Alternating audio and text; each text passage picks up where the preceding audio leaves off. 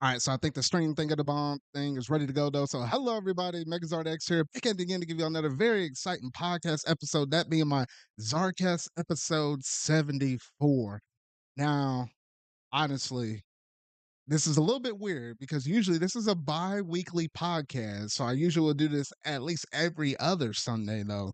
But you notice I actually did one last week and I came back this week. Reason being is the next couple of weekends I'm actually going to be traveling and stuff out of town with family and stuff. So like I literally will be missing next week, and then what was it be 3 weekends from now I'll be missing that. So perfectly will be missing the spots when I normally do the podcast. So rather than offset it and go 3 weeks without the podcast, I thought I'd be proactive and just go ahead and give y'all a back-to-back podcast so we can offset the podcast episode, so everything be straight. So that's what we're dealing with right now though. But hey, it means y'all get to hear me and Steven's voice again. And speaking of Steven, how's it going, man? Hell yeah, my voice must be the most soothing thing ever. Now you're not no shoot, I had a name up in my Morgan Freeman? yeah, you ain't no Morgan Freeman though, but I guess you're all right. I guess I'm alright. I feel the same way, yeah. Yeah, so we got some interest. At first, me and Steven were worried about topics though, but somehow all the stars aligned for better and for worse in terms of stuff we're going to talk about. So, got to talk about some Yeah, unfortunate news about Akira Toriyama, his legacy, what it personally meant to me, and honestly, I probably wouldn't have the internet presence as I have right now if it weren't for this dude. So, we're going to give the beans on all of that. Then we got some interesting Mario Day announcements. Honestly, I wasn't really expecting much, and the fact that we got something, I was like, okay, we'll run with this. And then we gotta sum up that Yuzu court case because we thought that was gonna be long, but apparently that was short. Like it's already over. So we got to talk about the aftermath and the reason why some people are kind of up in a tizzy right now. And I got a couple other things sprinkled in there a little bit though. We will be doing first premiere for an actual debate, and I will talk about the details of it once we get closer to it, though. I'm going to start incorporating debate discussions up in these podcasts as well, though. So, Stephen, we might as well not dilly dally any further, though. And without any further ado, let's go ahead and jump straight up into that pop culture segment.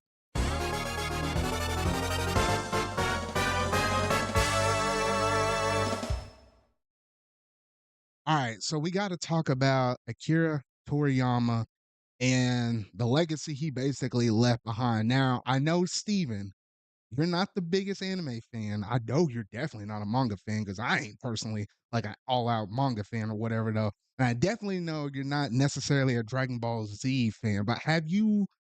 Well, I'll give out a few examples right here. Have you ever played or watched a Dragon Ball Z episode? Have you ever played Chrono Trigger before, or have you ever played a Dragon Quest game? That's just a few examples there, but I'm just curious. you are gonna hate me. I've played 2 hours of Dragon Quest XI, that's it. Dang. Um, and I've watched there were some. I forgot. I don't know what episode it was, but I was in like at my house once. I turned on cable and I was bored, and it was some episode like there was like a tournament. I know there's like a tournament of power or something. Oh, okay. So yeah, you're referring to Dragon Ball Super. Okay, and Yeah, I interesting. literally Okay. literally know I know nothing about Dragon Ball besides that. Like I know the basic characters, like I know what some names of characters are. I've watched Death Battle, if you ever watched like Screw Attack's Death Battle. No, I haven't Like seen that. there's like it's basically just like, comparing stats and then like a little animation of them fighting. Like Oh, okay, they okay. did like Goku versus Superman a couple times. Kirby versus Majin Buu. Hmm, And those okay. were entertaining videos, but I don't know, besides stuff like that, I never really looked into Dragon Ball. But like I don't have to be a fan of Dragon Ball to know how big this is. How like I could respect everything that snowballed, like everything he did that snowballed into what we have today. Yeah. So that, and I was just trying to prove a point there. Now, obviously, I already talked about Steven's not the biggest Dragon Ball fan. He hasn't been keeping up with the anime or anything like that in comparison to me. But regardless, the fact that Akira Toriyama's works is so big that Steven has heard of this person and has seen the effects of him both within gaming and then, it. the appeal of Dragon Balls is so far out there. It's not like he just didn't know who this character was. Like you show a picture of this person, Yeah, he's still going to tell you the name of the character though. So that just kind of goes to show how big Akira Toriyama's effect was right here. it's a Now, very distinct art style. yeah, it really is. And let's go ahead and get down into the details of it though, because unfortunately, Akira Toriyama, he has passed away recently. Interestingly enough, it technically was a little whiles ago, but they kind of kept it private under wraps for the sake of the family and his close beloved ones. So that way they can kind of, grieve together before you have a whole onslaught of everybody else in the world. So that way they can have their own private sentimental moment right there before they went ahead and just went public with the news, because obviously everybody else is going to have their own personal thoughts and stuff to share out there though. So it's kind of nice for them to at least respect the family. So I do appreciate that before letting everybody else know. But yeah, we did manage to get this news to break out, at least from the time that this podcast is airing. I think it was 3 or so days ago. I remember I was playing Final Fantasy VII Rebirth, and I just so happened to check on my Twitter, and I saw Crunchyroll said, "Thank you for all the work you did, Toriyama." I was like, "What the heck?" And then I did a little more digging. I was like, "Man, oh shoot!" And yeah, it's just some really sad, unfortunate news. He managed to live up to 68, so not like it's old, but it's not like old, old like a 78 or something like a 85 or something like that. Like you felt So like maybe he could have gotten a little more years out of his life, but yeah. Oh, were you yeah, about to the say something, Steve? average. I was just gonna say the average lifespan of like a adult male is like around like 75. So like a little bit less than like the average lifespan, but like I in my personal opinion, I'd say anything above 65 is like a full life. Like Yeah, yeah, that would be like where I would be perfectly content with, I could be perfectly content with going at that rate. It really just depends on health because there are some people that are like in their 70s that are still relatively healthy because sometimes that stuff just happens all at once. yeah. Sometimes like within a span of a year someone can just go off the deep end. Yeah, but at least from everything So I've been hearing, it wasn't like a extremely painful death or nothing like that. So, albeit, he kind of went out when he went out though. It's just sad to hear though, but it's just, the way how life is though. But the, yeah, the fact of how big, once the news kind of spread out, how much it affected people, like literally as that night when I saw that news breaking, I was like, dang, I started went going through and I just started, listening to, some of the Dragon Ball openings. Like you have some openings from Dragon Ball Z. The first one I pulled up was like the original opening from like the original Dragon Ball, but the English dub version. Man, that sucker is such a, that thing is a bop right there. I love that opening so much though. I went back and listened to that, the Z Kai openings, went back and watched some of the Dragon Ball Super endings, just to kind of just kind of, get a feel and just kind of, reminisce of everything that Akira Toriyama has done. Because obviously he is the creator of Dragon Ball. It started with him making the manga all the way back in the day, Kid Goku, the way how we knew it. And we'll go down a little bit memory lane here, Stephen, though. So I'll take the reins here for a second, though, because say obviously Dragon Ball was such a big thing between the 90s and the early 2000s, and while I technically wasn't born until like the later 90s, I would say I wasn't like in that prime era of growing up where at that time I guess it would have been like what, teenagers or kids at the time. Like by the time like this thing was blowing up, I was probably like in kindergarten at the time though. So yeah, it wasn't until I would say I was around 10 or 12ish when I first watched Dragon Ball Z for the first time. I was watching. Steven, you remember that what was it? Not Nickelodeon, but Nicktoons. Like, do you remember that channel?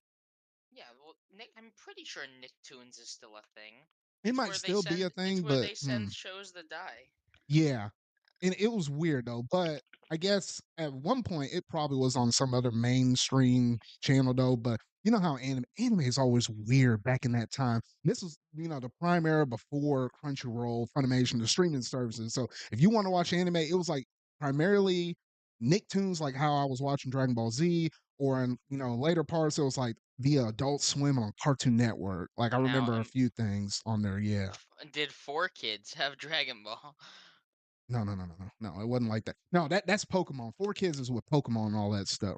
They Well, I did mean, One Piece as it might well. have, and they might have. I I don't know. I know for a fact they did One Piece. Mm. But yeah, so I remember watching it on Nicktoons, and at the time, I started off, and it's weird because some people probably started originally with Dragon Ball and the timeline, and then went Dragon Ball Z. I started off with just straight up Dragon Ball Z. I remember seeing the Saiyan saga, experiencing how Goku fought against Raditz. He had his son Gohan and stuff, and with the tail all attached and everything. I started from there, and for the longest time, they kept re-looping that series over and over and over just for the Saiyan saga. And then eventually they rolled over to the Frieza saga. And then I saw that moment where, Goku went Super Saiyan for the first time. Never had that spoiled at the time because, what was it? In, early 2000s, 10s, all like internet was available, but unless you were getting on a computer and doing stuff as a kid, yeah, that wasn't most of us back then, though. And that was prime way before the point where we had like cell phones and stuff, though, or smartphones, should I say. But yeah, so I remember seeing that Super Saiyan moment. I remember as a kid just trying to go Super Saiyan or doing the Kamehameha, as like probably many other people were when they were growing up. So I was like, between Dragon Ball Z at the time and Pokemon, those two were hand in hand my introduction to anime. And then since then, that was it. I knew anime without the term of it actually being called anime, with me not knowing any kind of knowledge about it, though. I just knew that You they were just really call it good shows. cartoons. I might have referred to it as cartoon, but I can always tell that it was a little bit different from your average cartoon because I could tell there was story arcs and character growth and development stuff that you don't normally see within should I say most cartoons. Like obviously there was cartoons like Ben 10 and stuff like they had some good Now continuity up in there, but nowadays we see nowadays they more of that. rarely ever do that. Like it's just kind of like You more say one that. and done episodes, or at least what I feel like. No, no, it's more. I don't know. It's more of the opposite. We've been seeing so many more serialized shows in the last decade, like shows that like have a continuing story, and you know, shows that get canceled before they can tell their full story, stuff like that. I've See, seen so now many back in more my day, cases of Steven, that. these shows didn't get canceled. They were that good that we saw Well, them to that's the well, end. have you seen what Warner Brothers has been doing? Companies Nah, literally shoot. will just be I doing I know. anything for money. Like they'll cancel whatever they want for a tax break and whatever. They'll cancel movies that are literally completed, which is a whole nother thing. But yeah, no, but like it's it's yeah, it's been kind of flip-floppy because obviously your episodic slice of life shows still exist. I personally enjoy the shows that can do both. Like I like a show that has episodes that can stand on their own, but it does have an ongoing story. Mhm. Yeah, and I That think that was. Oh, what were you about to say? I was just gonna say, I know you've never watched it, but like if we're talking about serialized shows, stuff like live, I guess like actual live action television has been doing it for a lot longer. Oh yeah, no, yeah. I mean, I feel like the live stuff. Obviously, you have to kind of do that versus like cartoon or something like that, though. But I think that's one of the things I liked so much about Dragon Ball Z was the character growth and development of not just Goku, but you saw it with all the other Z warriors, such as like Tien and people like Krillin. Krillin was an OP back in the original Dragon Ball days. My man right there. And then you also had people like Yamcha and stuff with the wolf fang fist and all. Oh goodness, man, he was such a comic relief character. I love that dude. But yeah, I just love seeing all of their character growths and stuff, even with the whole stuff with Piccolo and stuff. So there was a lot of good stories they managed to tell from OG Dragon Ball up to DBZ. And it was just something different. Like I literally was going back and reflecting on this, even within like, if you look at Dragon Ball, Dragon Ball Z, Dragon Ball GT, Dragon Ball Super, out of all of those scenes right there, every time Goku fought somebody, with the exception of like I think maybe one monster and like maybe one movie, Goku has never flat out killed anybody, none of his adversaries, even people like Frieza, who it was well in his right to do it based upon like what Frieza killed Krillin at one point. So it was like, you understood where Goku was feeling like, but the fact he still managed to, rein himself back and still forgive somebody, like that was just you didn't. can't make that stuff up. Like it's hard to see other Yeah, character growth development stuff, at least within modern day times, where it be animation or sometimes even within live action stuff, where you can actually go back and look at Toriyama. Like you can tell this dude was cooking with some like straight fire and stuff, but somehow not burning the yeah. meat. I don't know how, Like but that was his thing. from what I've seen, Dragon Ball does strive to have like I like the message that it purveys. Like kind of I guess like Goku's whole thing is like striving to achieve better, like constantly achieving new goals. Yeah, and it's not even Like just Goku, but like seeing character arcs such as like Vegeta, who Vegeta was completely on the other end. Like he was a savage boy. Like that was a different era of Vegeta. I still like that old school Vegeta though. But if you look at where he was at the start of DBZ to where he currently is within Super, you wouldn't think he would have a wife and two kids at this point. And the fact that someone pinch slapped Bulma the wrong way, and then he's about to go ham up on you. But oh goodness, man, I just love the character works and stuff that he did. And obviously, we just talked about the Dragon Ball side of things, though. However, his artwork and his I guess his creative wings and stuff. This didn't just influence just the show that he happened to be directly involved with, but it also affected the gaming sphere as well. Though, like almost anything you might have played at some point, you probably saw Toriyama's either influence or direct artwork in play right here. And I'll give y'all a little few examples here real quick. I mentioned some whenever we first started off this segment though. But like for example, if you ever played or seen a Dragon Quest game, there you go. He directly works with all of that stuff though. And, and obviously by the time that he passed away, they said that he had a lot of hands in some future projects. One of one of them was those is probably probably the was Dragon original. Quest 12, because we know that's supposed to Oh, come out at some point in the future. I know oh that well, probably had to be one of them.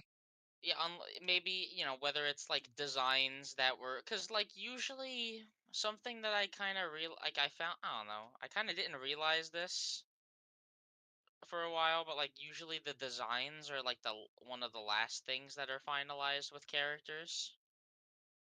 Like I've seen so many cases in games at least where like the character designs are not fully finalized Oh until the yeah, end of yeah, they make a development. lot of edits in them, yeah, along the way. One one I specifically remember was Sakurai talking about Fire Emblem Three Houses, how Byleth's design was not fully finalized yet Yeah, in time for the base game. But no, like I was gonna say that game, the Dragon Quest III remake, he probably would have like overseen, I bet, yeah, that or would have maybe been made like two. new artwork. It sucks for a lot of reasons. If we're talking about gaming influences, there's so many, games that were influenced by him, like Sonic the Hedgehog, Super Sonic, like Shadow, just in general as a character. And then for Like, those that are like Nintendo fans, I'll give y'all one example right here. Like I don't know, Steven, if you played this game in particular though, but it resonates with me. Fire Emblem. With Fire Emblem Awakening, there's a character known as Lucina. You know her in Smash Brothers, but her whole character arc, like she's a character from the future brought to the past in the current game right there. And literally the person that was behind, making that character, the story arc and, everything that was associated with Lucina pulled inspiration from Trunks, who in DBZ is a character from the future that comes back to the past to help them stop tragic events from unfolding that will lead them to a dark future. Like literally, I didn't even think about that example right there. But when do you someone know how pointed that many? out, I was like, what the heck? That's Do just you know? one thing, but yeah, Do you know how many stories have been influenced just in general by Dragon Ball? it's probably too many to Like, count. I mean, I just pulled up just a few, but yeah. like obviously Dragon Ball didn't invent stuff like the rival character eventually, being like redeemed and, all that. But like you still like, stuff like Vegeta and all that, like, the rival isn't necessarily something created by him, but like you could see the influence everywhere. Like I was saying earlier, Super Sonic in Sonic the Hedgehog. I guarantee that literally just the entirety of like the evolution of anime in general has probably been influenced by him.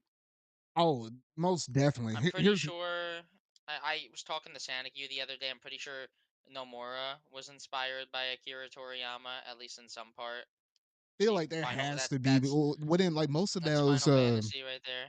either Final Fantasy or with Nomura, and you're just thinking about just the oh shoot, I don't know why this series is slipping from my mind. I'm still trying to pull it for Kingdom Hearts. Gosh dang it.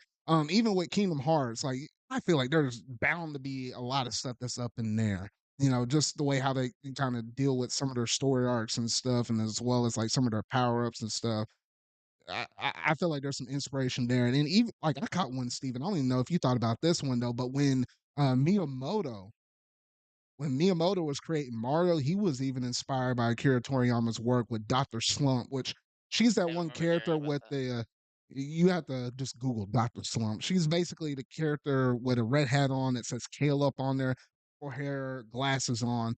And, you know, he was basically inspired by that, looking at the way the characters move to inform his own work. So that even had an effect even within the 80s right there. So literally, like one of her running animations, it's the same animation that Super Mario Bros. 3 runs as right there. That's where the inspiration from that iconic look of him being in a what's that power up? The Tatuki or the Tanuki. Tanuki. There we go. That Tanuki suit, the iconic with his arms spread out on the Super Mario Bros. 3 box art, Yeah, pulls straight from that character. like inspiration is everything. There's not many people that you can say truly inspired a generation, but he definitely did. Yeah. But that was just on the gaming side, and then if I were to talk about it on the anime side of things, there's literally like Dragon Ball Z is probably like the quote unquote like Godfather or whatever, and then from there, people will usually say the big three would be like One Piece, Naruto, and Bleach, and then from there, it just kind of stemmed out to everything else though, because literally, I think Akira Toriyama and the work he did with the character arts he did and development and the story and stuff, all of that stuff that he managed to do managed to inspire a lot of other works, such as those I mentioned, or even modern classics that people might refer to, like what maybe Chainsaw Man, My Hero Academia. Oh, one of my personal favorites right there, Black Clover. Like a lot of that stuff. Oh man, even Hunter x Hunter. I can go on and on about this though, but a lot of these animes that we know nowadays, whether it be classic or newer stuff right there, probably wouldn't either number one be here or number two be probably the same way as we know it right now if it weren't for this dude right here though. So I just have a lot of mad respect for this dude because honestly, and then here comes the little personal side of things though. If it weren't for him, I probably would not be doing this podcast with you, Steven. Should I dare even say I might not have even met you had it not been this person. Have you ever thought about that, Steven? Yeah, there's a lot of stuff that influences everything. Like, there's you never know, like, the butterfly effect is a thing for a reason. You never know what events could have transpired to have things happen differently.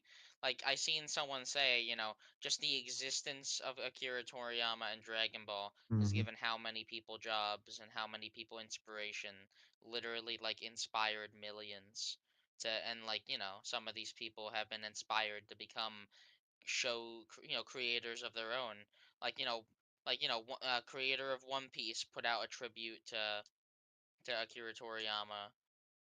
Tons of other creators have said. Sakurai tweeted about Akira Toriyama. His influence is felt throughout the entire industry, and like, yeah, it doesn't matter. It does not matter that I haven't watched that much Dragon Ball, because like I've seen his stuff, and like, you know more than anything else, I can say that he's a pretty good artist, and that's enough for me to be like, what, this sucks, and I totally see why people like his stuff. Yeah, and I will say, at least from my personal sake, I remember at the time, and there was one point in my life where anime, all I knew was Dragon Ball, and I knew, or Dragon Ball Z specifically, and then I knew Pokemon, and I think it was my love of both of them, especially with Pokemon at the time though. But it was my love of anime where I was like, you know what? I love the anime that I saw between DBZ and at the time it was Pokemon X and Y generation. That anime slapped real hard though.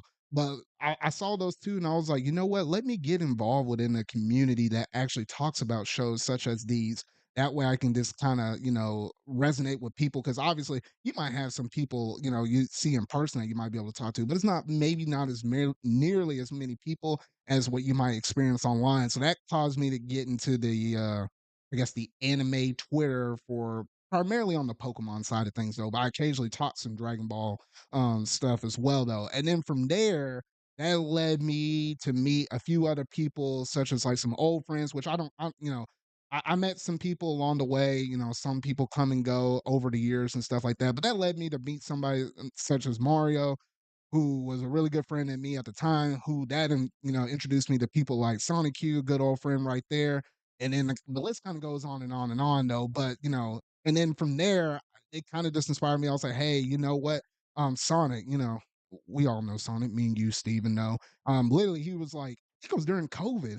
He said, why don't you start a podcast? And I was like, um, you know what? I never even thought about that. So literally, I hadn't even thought about that, but that, that butterfly effect you were talking about, it literally led to that. And then the reason why I started the channel in the first place was like, I just wanted to get, spread my creative wings and just kind of talk about stuff. Cause nowadays on my channel, you might just know it for primarily everything about gaming. Like I talk about my collection reflections on Tuesdays. I talk about some kind of gaming topic on every Friday. I do my podcast every other Sunday, and that's what the channel's kind of known for right now. But originally, and Steven, I think you might remember these old days though. Do nothing but anime reviews for whatever season that's currently going on right now. I would Yeah, occasionally talk about a gaming related topic if something interesting came up in the Nintendo Direct, but it was like I would say 80 to 90% just anime. Do you remember those early days? I remember seeing a bit of it. Yeah, because I remember Sonic was a pretty good fan, and he would talk about something. It's like Doctor Stone. I think Doctor Stone was like one of the first things I think I reviewed. Doctor Stone and Fire Force though.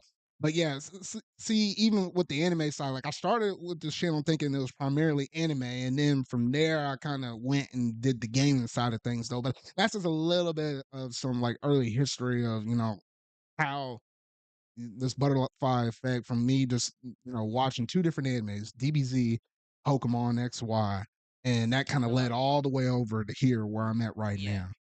And like as you know, it's not to disservice it, but DBZ is definitely the most casual. Like it's definitely the anime that the most casual fans have gotten into. Like Yeah, I've because I seen mean, so many people in real life, people that just really like DBZ. yeah, and Like literally, I would say you got to start somewhere within your anime career, or I say career, your anime, whatever you want to call it, your anime adventure.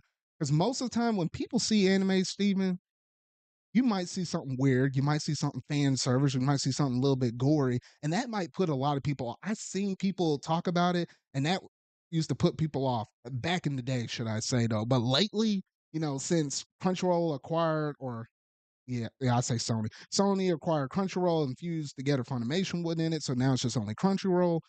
Since then, I even found some other family members, such as like my cousins and stuff, that have actually started watching anime, such as even like modern day stuff, such as oh gosh, why is this name slipping my head right now? Solo Leveling. It's like an anime that's going on right now, or even stuff such as oh my gosh, I don't know.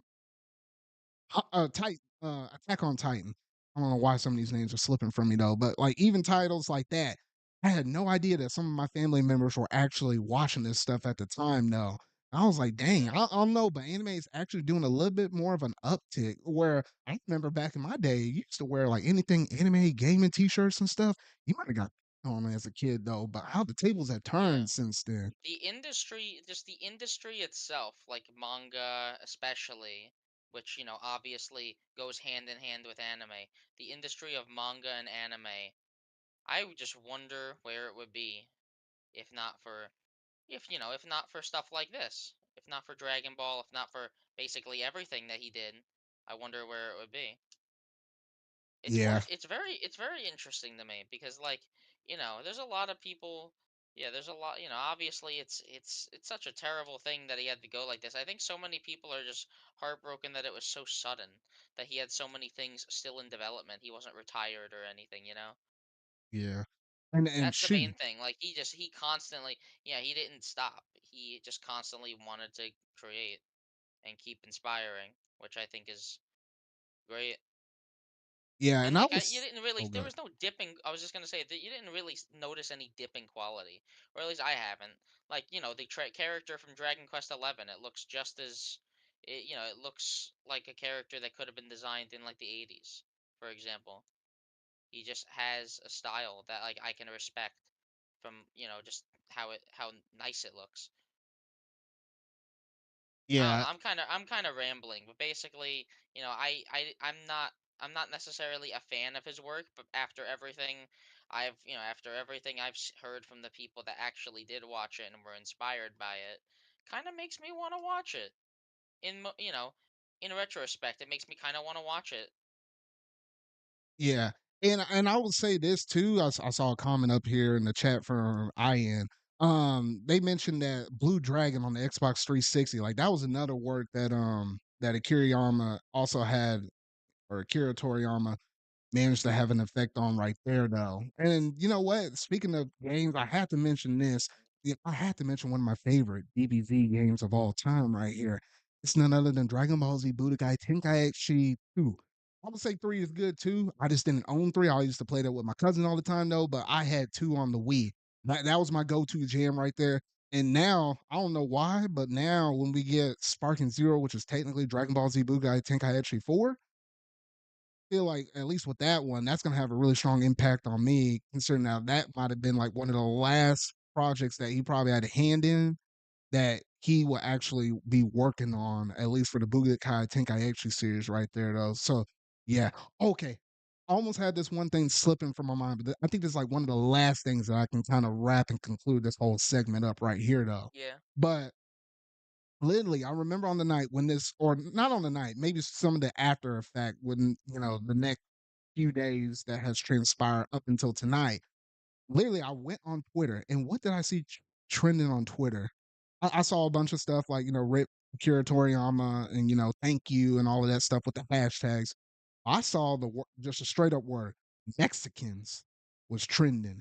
And I looked at that and Yeah. I was like, you know what? That's just some mad respect right there because I can't tell you how much, Steven, the Mexicans or the Hispanic community and the black community, oh shoot, we ate this Dragon Ball Z stuff up left and right. Like this thing was no joke. Like you would Yeah. think, as at surface value, if you just showed this to some random person that did not know anime at the time and show you a picture of Goku just being like a typical white man, you would not think that that dude would have that much influence on both the Hispanic and the black community as it honestly did. And it just kind of goes to show the core of the value of the dude within Goku, or the personality within Goku himself, that Toriyama has put up in them. They're so inspirational with all the trials and stuff that he managed to get beat down, somehow managed to bring himself back up and honestly stronger than ever.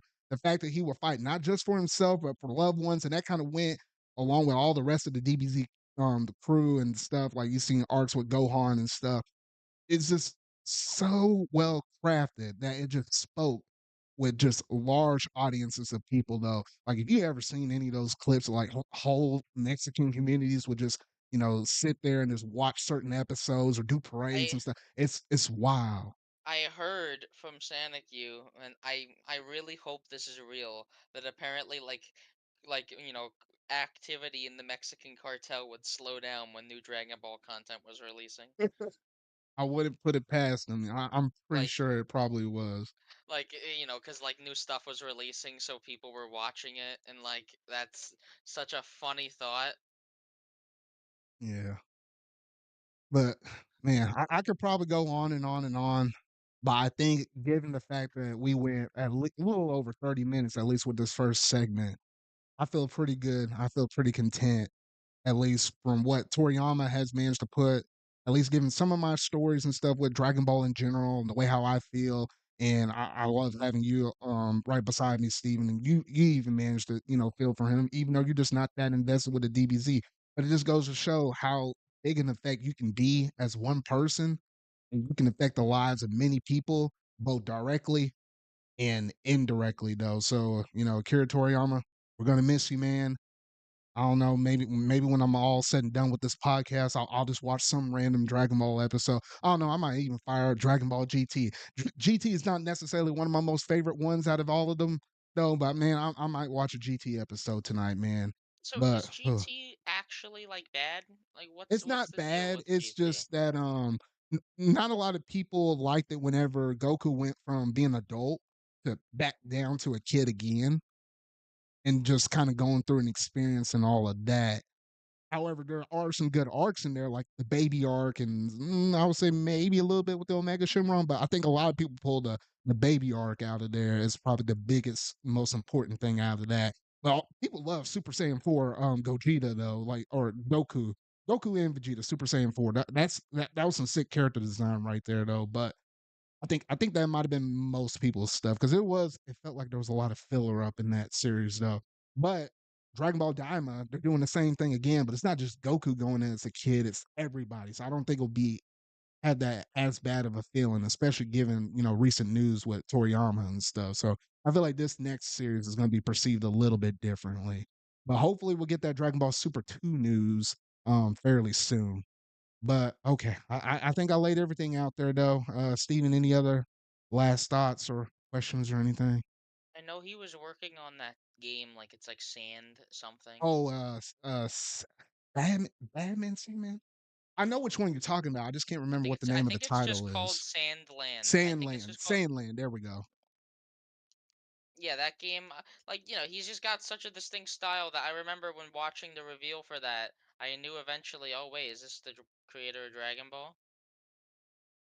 Yeah, no, yeah, he had to work in that one too. Like like literally, if I were to list out everything, he was probably working on Dragon Ball Daima, which we're getting in the fall, Dragon Ball Super 2, which he was doing that for manga, and probably was going to have a little bit of play within the anime itself. Then he's working on Sandman. He would have been working on Dragon Ball Z Budokai Tenkaichi 4, or technically Sparking Zero. He would have been working on that. He would have been working with a little bit with the Dragon Quest 3 HD 2D remake, as well as Dragon Quest 12. That's like six I can come off the top of my head real easily. Who knows what other secret stuff he might have had cooking? So yeah, But yeah, I guess we'll never know. yeah. I Maybe, imagine or there's going to be maybe. some kind of documentary on this dude. Like we'll see some books and stuff come out about this Of dude. But course we yeah. will. Like, did you like? I don't know. I swear there was like I forgot what country it was or some kind of city that like announced like a whole grieving event, Oh no, like there the was some whole for countries the literally throwing wasn't out it like was it stuff with their. El Salvador or something? I Yeah, it seen was El Salvador. there was a yeah a Yeah, whole country that was just like, okay, we're gonna dedicate this time to grieving, and I'm like, Jesus Christ. It's yeah, it's honestly kind of beautiful in a way to see everyone just actually be appreciative and loving for once. Everyone's so fucking negative nowadays. yeah. Quit all these wars over there. Man, people just need to love and stuff. But yeah, we can go on and on, but I think we wrap this thing up pretty beautifully. Just giving all of our thoughts and reflections on this dude. You will be missed, Toriyama, and Rest your in your peace. legacy ain't gonna die here because everybody else will, carry it on like a big raging spirit bomb right there. Everybody putting their hands up. But yeah, I think that's gonna basically do it in terms of the pop culture segment right here, though. So now we're gonna roll it on over to the next segment of the show. That being what's in the gaming news.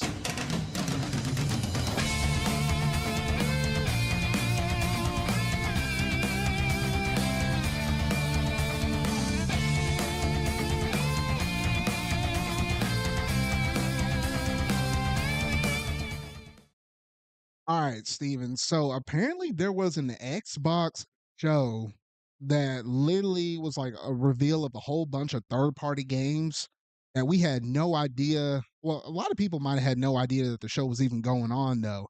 And me personally, I knew about it, then forgot, and then somehow I remembered it. But we ain't gonna talk about any of those announcements. I think a lot of them, unless there was something that stood out to you, Steven, personally. But there was only I one thing that stood out for me. Yeah, I was about to say, like, of course there's the one thing, but besides that, there was a lot of people that thought multiverses was gonna be there, because I don't know if you've seen, there was a bit of a thing about it on Twitter, how they started teasing the return of multiverses, which Oh you yeah, I saw remember what that. Yeah, multiverses is, right? But yeah. yeah, basically everyone was predicting that it was gonna make some kind of showcase inside of this Xbox thing, because there was a video that's one of the creators of multiverses put out with a multiverses Xbox controller. Hmm. No, but like that didn't happen. They said like the actual reveal is coming tomorrow. Apparently, I think they said it was Monday. But Yeah, yeah, that was the main thing that everyone was hoping that would be there, and then it wasn't, and everyone was pissed.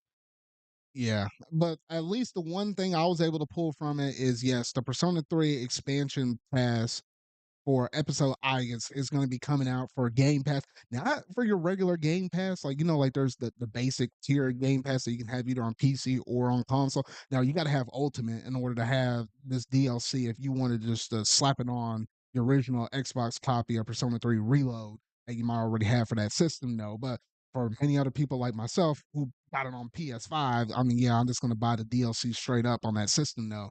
But it's Eh, nice to be able to actually get this DLC because a lot of people were thinking whether or not we were going to get this episode Aigis, which was technically part of the Fez version of Persona 3. Gosh dang, that was like 5 different editions of Persona 3 that's out there right now, though. A well, little that's why crazy, though. that's why before this version released, everyone was like saying how this might not be the definitive version and all that. But at least now we got this DLC. It's based at this point, I would say it's the definitive edition, unless you want the female content stuff, which you still have to play portable with that. But outside of that, between this version right here, like this is the go-to version. And if you just want to play female stuff, play portable though. But I would recommend people just jumping straight up in the reload because at least at this point you can have everything. Now, normally old school Atlas will usually release Persona 3 and then would have dropped another Persona 3 with what would be the episode I guess up in there. Like that's old school. Like remember the days of Pokemon Steven where it's like you did Diamond and Pearl and then all of a sudden you got Platinum. Like you couldn't put that stuff as DLC like how we had with Sword and Shield and Scarlet and Violet now where they just do it as DLC. So that's an improvement on Atlas's part. Though it could have been nice if we had this all on day one because it could have been possible. I'm glad that at least this is the direction they're going on in the future. Because if we get a Persona 6, not if, more so when, then at least whenever they want to add that new stuff, hopefully they don't just try to repackage and sell you the whole game again and then slap the what will be quote unquote DLC as part of the main game.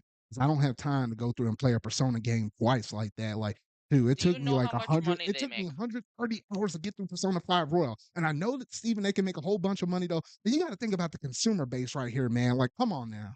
They literally just announced Shin Megami Tensei 5 Vengeance. Ah, They you just got did. I know you got a point with that. You got a point. So now it's kind of like a little mixed bag of things though. But I maybe it's something more so at the core of it with some of Maybe it's the because this elements and game's. stuff that they did with it. I I think it's guess. because this game's already a remake. And it might be just because I guess the way how I episode I guess works is it's already slapped on to the tail end of what you do with your events. Versus I think with the Shin Megami Tensei 5 thing, it's more so like it affects your whole entire story from the moment that you start the game to where you almost end it. All that new content is spread throughout it. So I think that's one of the other reasons why it might be handled a little bit differently. But at least regardless though, I see that at least within the Persona series itself, the direction of it is going in a much better direction. So I'll take my wins and W's where I can get it though. In terms of the release date, they said it was sometime in the month of September is when it's coming out though. So I got a little bit of time. I did manage to beat Reload in like 3 weeks. Yeah, about 3 weeks or so. And I'm still working on Final Fantasy VII Rebirth right now though. So by the time that DLC comes out, it's gonna be good. I was looking at how many hours it should take, and it When does it should come only out? it comes out in September.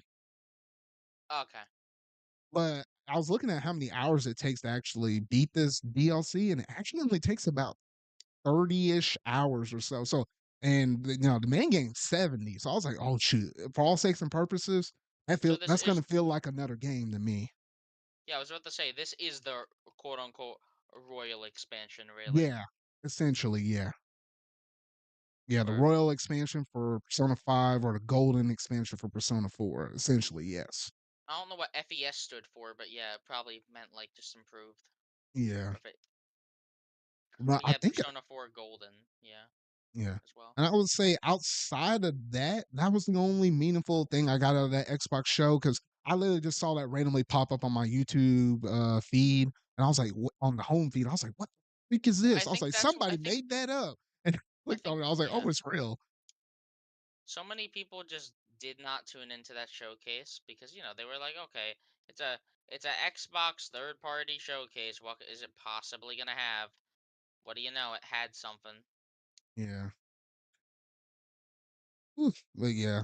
Let me see here. So I think, yeah, so I think that's gonna basically do it for that little short bit of news, though. But yeah, it's just nice to get some more Persona love out there, though. So I don't think this might be the last thing Persona we might get this year. Might be some kind of surprise up in there, but I'll leave it at that, though. But this next topic we have, oh goodness, the Yuzu court case stuff. I said I was going to keep y'all updated on it. I didn't think I was going to keep y'all that updated on it to where the court cases were going to be closed. And not only closed, I didn't even report on this within the next podcast when it should have been 2 weeks from now, literally a week later, though. So, hey, you can't say I'm not a people pleaser or whatever, though. But yes, Yuzu managed to fold their cards. They say, you know what? I'm out. Don't hit me no more. I see these bullets and stuff you got loaded up in that gun. We're gonna go ahead and take the L because I guess Nintendo did enough digging and researching on their discords and stuff, and there's a whole lot of myriad of different things that kind of affected them. The reason why they folded out on this, though, but safe to say, emulation on the Switch is probably going to continue, but at least not from the user themselves, though. There's Uh, Ryujinx. yeah, there's reusings and other stuff like that, though. But I'll let you take the reins real quick, Yeah. Steven, because I've been talking a lot. 3DS emulation though, fuck, it's gone. It's done. For a while at least, the 3DS emulation is kaput because Citra was developed by the same team as Yuzu, and what can I say besides it's over? Like they have to pay what Nintendo $2 million, Yeah, it's like a little over two. Yeah, and they have to cease all productions on the emulators. The fact it was settled out of court. Which listen, if it was settled in court, yeah, there's the slight chance that maybe that they would have been able to defend themselves. But come on, more than 1 million copies of Tears of the Kingdom were pirated before launch. That's gonna set off a big alarm, no matter what, no matter who you are. yeah. I was about to say, I'm like, I keep saying this. Furukawa was a businessman, and if you telling me you had 2 million people attempt to download that sucker before the game even comes out, and 1 million were successful, another million wasn't successful. Shoot, man, if I And I was in his know shoes, I'd be like, man, string them all up. I'd be like, I people, want my people. money. I know people usually say like, "Oh fuck Nintendo! Why do they always have to do this?" Nintendo is it's like it's not ethically right. When I remember I seen that when Tears of the Kingdom came out, they when Tears of the Kingdom came out, they released a new build of their emulator that was optimized for Tears of the Kingdom before the game was even out that you had to pay for on their Patreon. Yeah, They were asking for it. It doesn't matter what you think about this, they were fucking asking for it by and that charging anything. Yeah, and that was the big kicker right there was not the fact that I like you heard that statement. I had this thing pulled up on Twitter though. It had a statement saying how, what, we apologize, like it was never our intention to invoke piracy, but they were saying that this project was done in all good faith and stuff for Nintendo though. But you can't be talking out of one side of your mouth and trying to act like you're not part of the problem in the other side because literally in Yeah. part of the stuff that I think you just said it just a second ago though, but in part of some of those Discord logs and stuff and locked behind their Oh Patreons, they yeah. were literally helping people out with the ROMs and stuff. So you can't say you're not Yeah, how invoking the for fuck piracy, but like, you're helping people do it. Like that doesn't add up. yeah, the way I see it, how the fuck else did you expect people to get ROMs, Mr. Yuzu? Oh Like goodness, like like they were running support. You really like were encouraging people to ethically dump their ROMs. People, come on, listen. I think emulation is good for the industry, but if we're talking about Nintendo Switch, which is readily available on the market, the only people that are emulating their Switch games are like fucking cucks that think 60 FPS is the only way you can play your game. Well, yeah, it's either those people that number one, they were never going to buy the game to begin with, though. So they're just doing that. There's a group of people that's probably out there that does that. And then there's probably another group of people that legally do it, where it's like, hey, I bought the game on Switch, but I do want to play it with higher FPS or maybe some little better Yeah, graphics and stuff. People that legally do it, I can't say nothing about it. I mean, it's legal. But you the people dumped that your own I've, copy. Yeah, yeah, you dump your own copy. There ain't nothing else to say on that end of the story, though. But to the people that were probably never gonna, play the game, or they're just trying to take advantage of the system, though, because there are a lot. We'll say, I feel like maybe 80% of the people that would probably will emulate, Switch games, will probably play the game and probably will never buy it unless they really love the game and they really want to get to the online atmosphere. If there's like an online component, then maybe they'll turn around and buy the game. I'm not going to discount some of the people that probably will go around and do that. But I mean, outside of that, like you knew, with this service, like Switch emulation, like it's nice it's there, but it's like it's not really 100% necessary yet in comparison to the 3DS, where now all the 3DS stuff is down. Like you can't buy and nothing else also now. Citra was a lot better than Yuzu was. It was a lot more polished. It felt a lot more accurate. I played Sticker Star on there multiple times. And listen, don't ask why I was playing Paper Mario Sticker Wait, Star. hold Just on, hold on. just It took just a second know for me to recognize just that. Hold up. just know that it ran well and it worked fine. And you could obviously use the touchscreen in that game. You use it very sparingly, so I just use my mouse.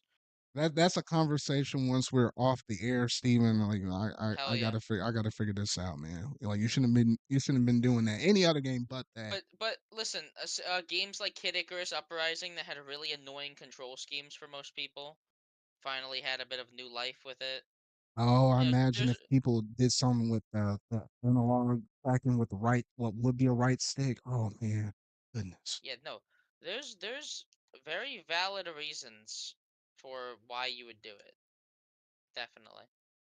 Yeah, so if you were trying to do something with Citra, which Citra was just like aftermath, like like they were burning. This is like Nintendo burning down the Yuzu headquarters, and it just so happened to be a branch for Citra was having to be connected to it, and it went up in the flames as well. It was just collateral damage at this point, though.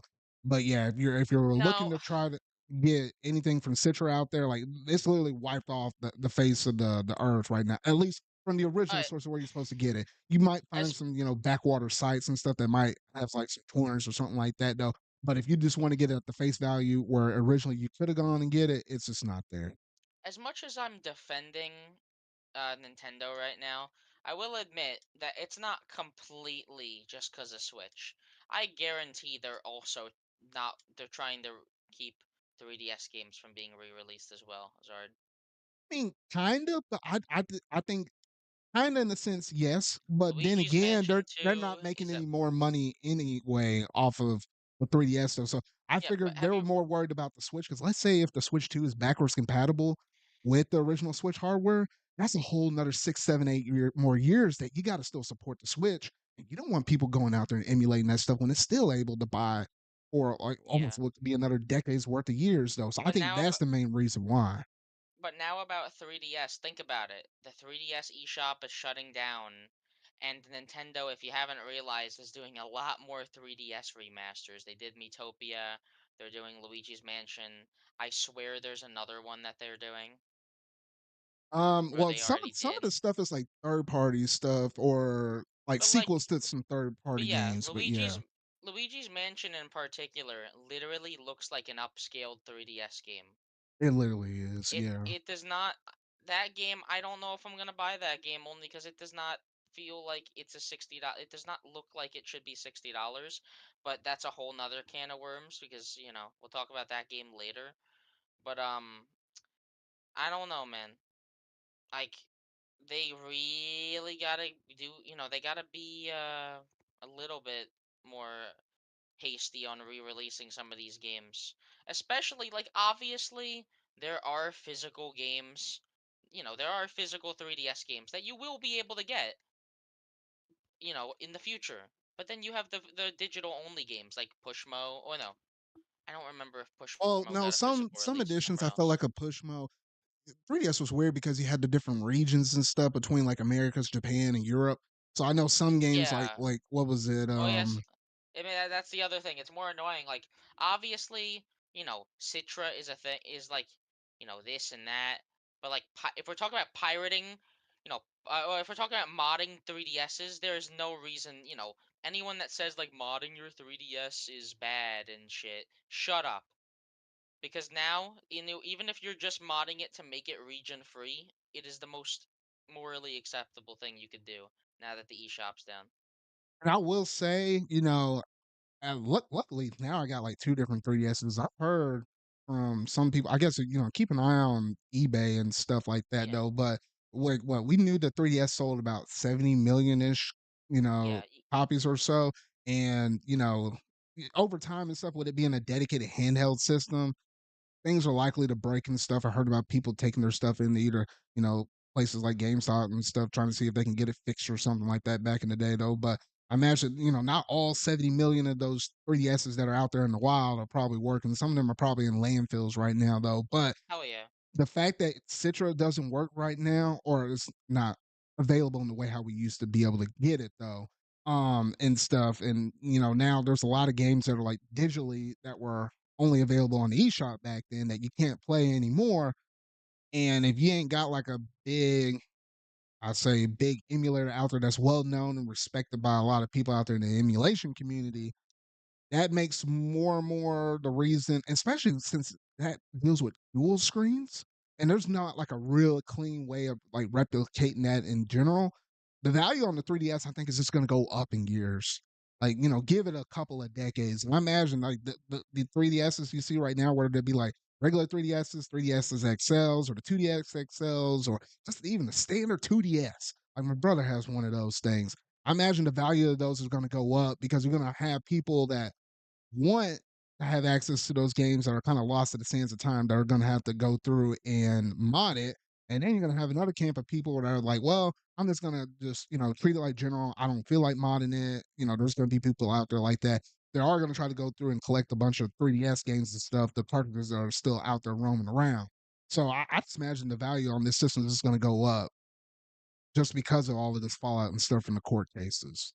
Yeah, for one, I didn't, I had this happen within the last week. I bought a new 3DS LL for $400 on eBay the other day. Also, a Japanese one. Yes. And you might be wondering why it's $400 because I can tell you right now, I can check eBay while we are talking. Uh, they are not that much anymore. I Hmm. think they are, if we're talking about just Japanese new 3DSs, I think you can get a decent condition one for about like 250. And if we're talking about just 3DS XL, if you don't care about the new 3DS, which to be fair, it's not, Oh, there.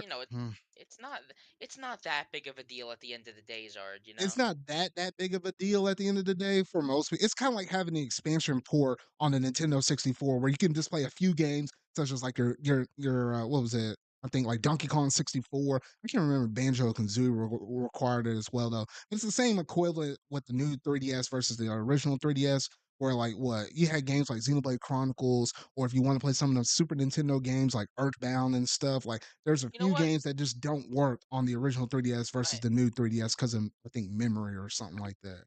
I found the good one. So I just seen this. There is a blue like I guess this is the average on eBay right now. I just found a blue new 2DS XL or new 3DS XL uh for $179. That is not bad at all. Oh And yeah, I see what you're talking about. Yeah. obviously base, if we're talking about base old ass 3DS, which obviously still runs games just fine. It's not bad or anything. Base 3DS is like $90 Hmm. on average. Yeah. The one that's really rare is the new Nintendo 3DS. which is the non-XL version, Oh, the new Nintendo 3DS is not X. the one with the It's face so like plates. very limited to those because I feel like the trend between that new the when they gave us the new 3DS new 3DS and then when they gave us the new 3DS XL that became the new standard, I think that was like a lot of runtime for that one system. Like I just see in terms of the new systems, a good chunk of those are just XL systems. Yeah, and Like I'll I tell have a you new one 2DS thing. XL and I have a regular 3DS. Yeah, and I'll tell you one thing right now, Zard, that you need to be extremely careful of when you buy a 3DS, or if you even care about it. You might not have known this, but for new 3DS XLs, you could get some models came with IPS screens on either the top or bottom screen, Hmm. which basically means it had a sharper image, better colors, was lit better, and also from the sides it didn't lose its color as much. If you tilted the system left or right, you could notice it would, like, the colors would fade pretty quickly from not, if you viewed it from any other angle. I don't think I knew about that. But basically think of it as just, you got much better screens just randomly. It was like the lottery. But there were some very rare cases where you could get an IPS screen on both the top and the bottom. Hmm. And that's why my 3DS is $400. Oh, because someone made some modifications to it. No, Hmm. no, no, no, no. Wait, Like, no, like it came with both IPS screens. I'm telling you, it's very rare. huh. Uh, I feel like yeah. maybe the average consumer wouldn't even be able to really tell that apart unless, the person who's actually selling. Huh. Huh. Interesting. No, it's interesting. I'm like, I'm looking at pictures and stuff right now. Obviously, once you mod one of these systems, it's completely normal. Hmm. Hmm. Yeah, Well, the dually IPS is really the thing I cared about because, like, I'd be playing this thing primarily like in bed. Like, this would be like what I'd play right before bed most nights is what I plan on doing with it. And yeah. I have a new 2DS XL, but I don't know if you have that thing. I just don't like how it feels. I have the new 2DS. Yeah, the new 2DS XL. I like the way how it feels. It doesn't really bother me, I don't like how but the I heard speakers are some. in the back. Now, okay, now I'm not necessarily a fan of that. That's for sure. I I don't mean, but like I think most of the feeling the times sound. I think, at least for me personally, when I played my little system for the little bit of time that I got it, because I literally picked that system up refurbished from Nintendo right before they were trying to shut down all of the stuff for the 3DS though. But usually I'll stick my headphones up in the headphone jack and I usually would play it like that. I usually would I wouldn't normally like if I was really serious trying to play something, that's how I usually listen to the audio because the audio does sound a little bit weird, a little bit funky having the audio shoot backwards through the Yeah. system like that. Yeah, I'm still looking at it, but at least at the moment, new 3DSs are not that hard to find. Mm. Well, that's a Like little good thing though. the new 2DS XL is pretty cheap and it can play those games exclusive to the new 3DS. So there you go. Yeah. So I think That's the version. between all of that, it's just kind of unfortunate, at least with these court cases, where it's like they primarily were attacking Yuzu, which in all right, they had rights to do it for the sake that all the damage that could have been potentially done by this emulator and stuff. It's just No, kind of weird. It's just kind there of was weird, I definitely guess. damage done. Yeah, no, I mean, yeah, from all the damage that they basically did, yeah. And I would say I don't know why people are so quick about trying to emulate something on the current generation. Just hold off until they discontinue it. And for people that say, "Hey, we got to do this for preservation and stuff," I'm like, I don't think that's truly preserving something when it's available on the market for like even a filthy casual that just wanted to just to buy playing those Super Mario Brothers U Deluxe or something or Mario Party or Super Mario Yeah. Party or something like that. It's But out there. But there's when also an argument that Nintendo needs to learn how to reduce this shit better.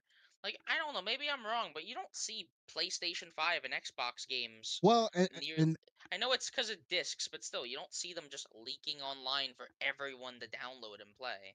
You see like one person streaming it, and like that person maybe gets their stream taken down. You know, Yeah, when stuff leaks out, it's I like think it's very because a small. couple of things. It's like the number one caveat of it is probably the fact of just the storage size of it. Like you, I mean, obviously PS5 is like crazy. I don't think I heard anybody emulating anything on the PS5, but PS4 there is some emulation stuff kind of going on with that system right now, though. But the reason why this hadn't like really blown up is because when you got games that are like 100+ gigabytes or getting close to it, or even between 50 and 100, it's not the easiest and most convenient thing like what? If you have like a laptop and at this point you probably have to run a desktop in order to emulate these games though. But let's say you had some kind of computer with only 500 gigabytes of storage and you got to run your regular computer stuff up on there and then you got a game that's like 100 gigs, like there goes 20% of your whole entire storage on your computer. So I think that's one of the reasons why that doesn't necessarily get blown up. And for some oddball reasons, say what you will though, people love their PlayStation games though, but ain't nothing compared to when you got the next new Smash Brothers, a Mario Odyssey, a Tears of the Kingdom comes out. It just seems like the fan bases for Nintendo stuff just seems to be a little bit bigger than PlayStation, at least for the wants and needs of it. And it doesn't help when those games are Well, drastically smaller than the competition. I think it's a Nint- combination of a bunch of stuff Nintendo definitely has the more. and the security They have flaws they have too. the But yeah, Nintendo has the more impatient fan base that can't wait to play their games. That's the issue. Like, there were so many people that were like, you know what, I really want to try Tears of the Kingdom now, and then they downloaded it, and then they played the entire game, and then never went back and played it. yeah, Bought it. It happens. Like, obviously, this is more of Nintendo's problem than anyone else's problem. If we're talking strictly from a consumer point of view, like emulation's harmless. Like, might spoil the fun for some people.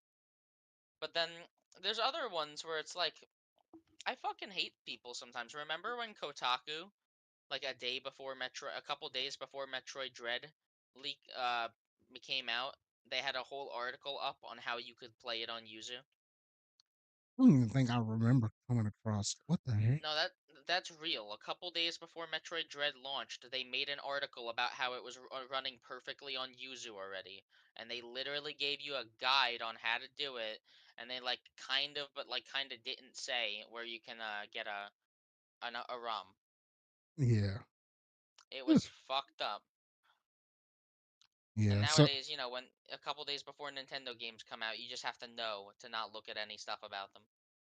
yeah, so hopefully, at least with whatever generation we get after the Switch, they fix that mess. So at least at that point, it'll be a little bit harder for people to kind of just dump this stuff up on the internet. Somehow, some way, people are going to find a way, but just make it harder where it's not just like super easy and stuff. And then obviously, if there's like some kind of bleed over period where stuff releases on Switch and Switch 2, like a Metroid Prime 4, which I fully expect that probably would happen, then dude, because the Switch is already kind of messed up as it is already, though. I mean, you got to avoid the spoilers on that, though. But I think outside of that, I'm fortunate that, you know, things through the fallout, through the cracks, like you got things like Citra and stuff that went down, which we kind of need that a little bit more. So it makes things easier to stream and stuff and just kind of preserve those digital libraries and stuff, though. But for the sake of Yuzu, be gone. I ain't gonna miss you. Yada yada yada though. But we'll see in was it 15 years or so when they discontinue the Switch stuff online. Then we can revisit this and then try to figure out how we get our ducks in a row though. But yeah, I even seen other emulation sites and stuff go down because they don't want to get fined no 2 something million something. But yeah, I think that's pretty much all we got to say on the emulation side of things though. So that's gonna do it for that little bit of gaming news. Now we can talk about the fun stuff, Steven, the fun stuff right now because in case you hadn't checked your calendars, y'all, it's a Mario Day. At least by the time we're recording this podcast, though.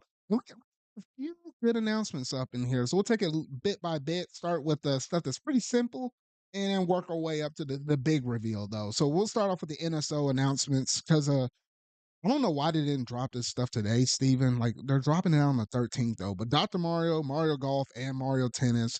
Dr. Mario on Game Boy, but the other two games are coming to Game Boy Color. They'll be dropping out within the next couple of days. How does that make you feel? And no, Mario Golf and Mario Tennis are pretty good. That's what I've heard. They're like RPGs, kind of. Hmm. Now I hadn't played anything, or for sure I hadn't played it. Like played a lot of Mario Tennis on the NSO for the Nintendo 64, a lot more than what I honestly thought. Because every time I get the family together, everybody's like, "Let's play some Mario Tennis," though. And then, I don't know, it's starting to become like the Wii Sports of tennis, at least for my household. Whenever we get everybody rounded up, though, but I don't know, but I do remember there's like some compatibility within the Mario Tennis, the Game Boy Color version, because you're actually playing as like these real four people that are like real life people though. But I did a little digging in history on this thing. Apparently, if you had the expansion port or the expansion, no, the Nintendo 64 transfer pack. That's what I'm trying to say. If you had the transfer pack and put that Game Boy Color game up in there and plug it into Mario Tennis, you can actually unlock four secret characters within the Mario Tennis for the 64, and then you can actually like gain points off of them, and then put that towards the stats of those characters, so you can make them as an all around, a power or speed or a tricky character. Do their grinding or points together on the Game Boy Color version, and then you can just re-upload it back on the Nintendo 64 and play those four secret characters and stuff. I don't even know if you can actually unlock those characters on the NSO right now. Can you? No. So if that's the case, because I remember people were talking about with Pokemon Stadium 2, like how maybe if they were to release a Game Boy games like Red, Blue, Yellow, Gold, Silver, Crystal, and then be able to have some compatibility between Game Boy and the N64. Well, Pokemon Company hasn't dropped a Pokemon game out there, or at least, like a Red, Blue, Yellow yet. But with the inclusion of Mario Tennis, I'm curious if they'll do anything with the transfer. Because I think this will be the first game between Game Boy and N64 were both things on the NSO server, so it might theoretically be possible. We have to Maybe. keep our Like, eyes out on that. I don't know. I hope so, but I'm pretty sure it was through like the memory pack or whatever on the N64's controller, which we no longer have. But then again, you have to have the online subscription based service to do it. So I imagine there's probably a loop around way where it's like, hey, Maybe. we might modify the or give an update for the N64 and Game Boy thing. So it's like, hey, when you launch this game, check to see if they got save data for this game right here. If so, pull components XYZ from it to incorporate within this game right here. I feel like it should be That would be possible. the modern way. That would be the Yeah. modern way to do it. Remember when games like Banjo-Kazooie and Banjo-Tooie were trying to find weird workarounds to do that same thing? How Yeah. far we've come. No, but yeah, it's listen, it I'm not gonna sugarcoat it, Zard. It is the easiest possible thing Nintendo could do. It is literally the easiest thing. The content is in the games. Yeah, it is. And I just thought about this too. They technically did this between two Game Boy Advance games already, technically. Because if you remember the Golden Sun games, you used to be able to have to punch in a long password. And, if you're doing this naturally, like with two GBAs, you either have to punch in a really long password in order to carry your stuff from the first game to the second game, or do GBA link cables. But through the NSO service, there's a thing up in there where it recognizes it and it just transfers the stuff automatically. So Fire there's Emblem something too, up no? in yeah, there's something in there already that can do that. So now we just need to see can it do it between two different applications.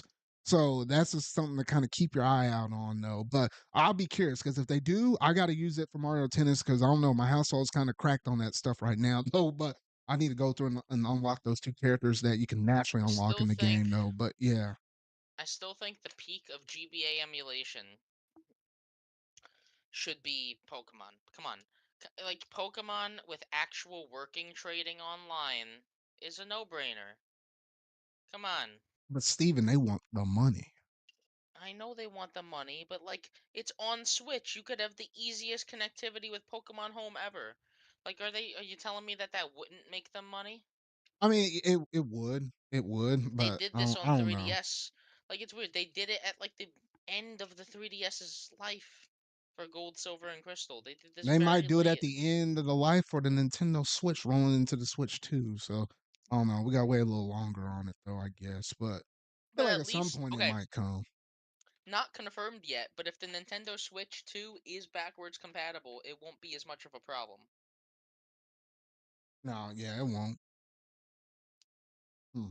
So let's just say they would at least, because if Nintendo Switch Online continues to the next system, Oh no, it is. then No, no, I don't care I what that next system is. It's definitely is. it As many better times they because I mention in their they shareholders meetings how they want to carry this mess over, it's not going to be a rebuild on this stuff. They're literally taking I know. everything and moving that mess over.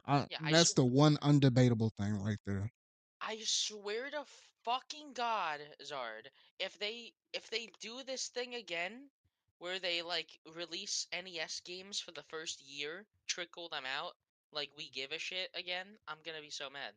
No, they can't afford. They can't afford to at this point because I'm fully expecting on the Switch 2, we'll get another. We'll probably get another couple of systems up in there. Whether or not they give us GameCube or not, I don't know. Yeah, But I feel like they'll they're be not. more likely to jump to The, Wii first than GameCube because they're well, still going through and remaking and remastering stuff on the GameCube. It's too easy money right there. well, I think it's the correct choice. The GameCube had a normal controller.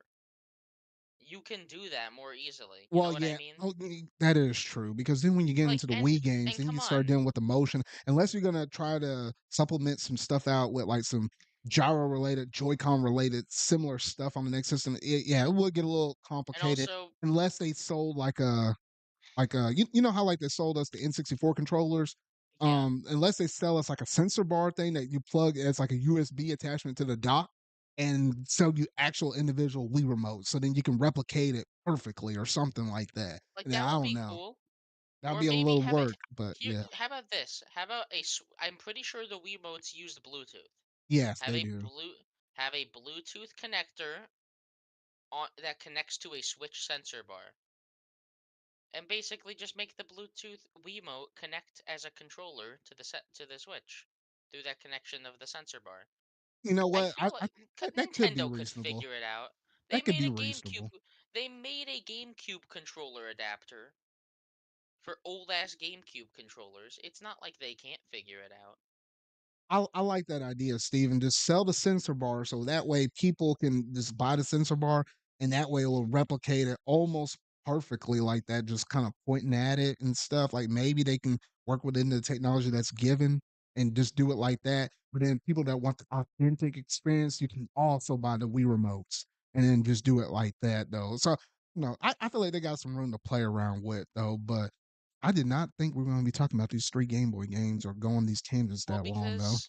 because they're first of all, they're good games, and second of all, like the fact that they're still doing them, like I kind of just wish. I don't know. On one hand, I kind of just wish we'd get like these big, like every month. I wish it was every month again. Is what I'm trying to say. Yeah, no, I do miss that. Because it was fun. Even if I played them for only like an hour, that hour was pretty fun. Overall, I have 100 hours in the SNES Online app. Oh, Just that's because a I've lot of hours. The because I've most just I have gone is and the played them once in a while. N64. Sheesh. Well, I probably have at least 5 hours in Mario World just by itself. Mm. No, but I was just gonna say, last thing I'll say about this is, kind of treading back to the Yuzu thing a little bit.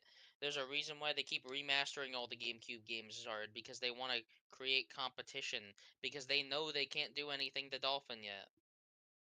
Come on, Dolphin's been going on for how long? You really think they wouldn't have tried cracking at it if they could? Nah, but they don't need to at this point. Like I Well, like the you fact say you can that, play. I but like like, how you can play with people online on that mess. Like they got no, they I got it know. rigged up on that thing like that. We played Mario Party up on that mess, man. But Well, that's yeah, what. Yeah, but that's what I'm saying though. Nintendo, if they did GameCube NSO, do you really think people would use it in comparison to Dolphin? I don't think so. mm, Like obviously maybe. the casual market would, but like Dolphin would be the objectively better experience. While listen, I'm not saying that I like the N64 app. Like I have kind of I some of those N64 games run a little weird, but like N64 emulation isn't that good anyway. Yeah. All right. Like Well, yeah, like I don't ever see NSO happening for GameCube. But hey, if they're gonna keep doing Game Boy and Game Boy Advance games, give me Donkey Kong 94 already, you cheap bastards. shoot, that's literally I think the last Game Boy game I wanted on there. Everything else is just a cherry on top. We But just got. I I have it on want my Wario. 3DS, but I want it on the service too. Wario Land 1 and 2 would be cool. We only have the first one. Mm, We yeah. still don't have Mario Land. Well, we got 6 golden coins, so we don't really need Mario Land. Yeah, but like Mario Land is still a good game. Like it's But a the second small one's game. infinitely better, though. Yeah, but like still no reason for it not to be there. That'd be Oh, like okay. if only Mario 3 was there and not Mario 1. Well, no, Or Mario I guess 1 and better 3 is all we need. We don't need What 2. better comparison? Yeah, I was about to say a better comparison. That would be like if 2 wasn't there. Come on. Like Oh, you need to have it as much as people don't care. yeah. But All no, right. yeah, that was by far the least interesting Mario Day news, I'd say. But still, Yeah. it was cool.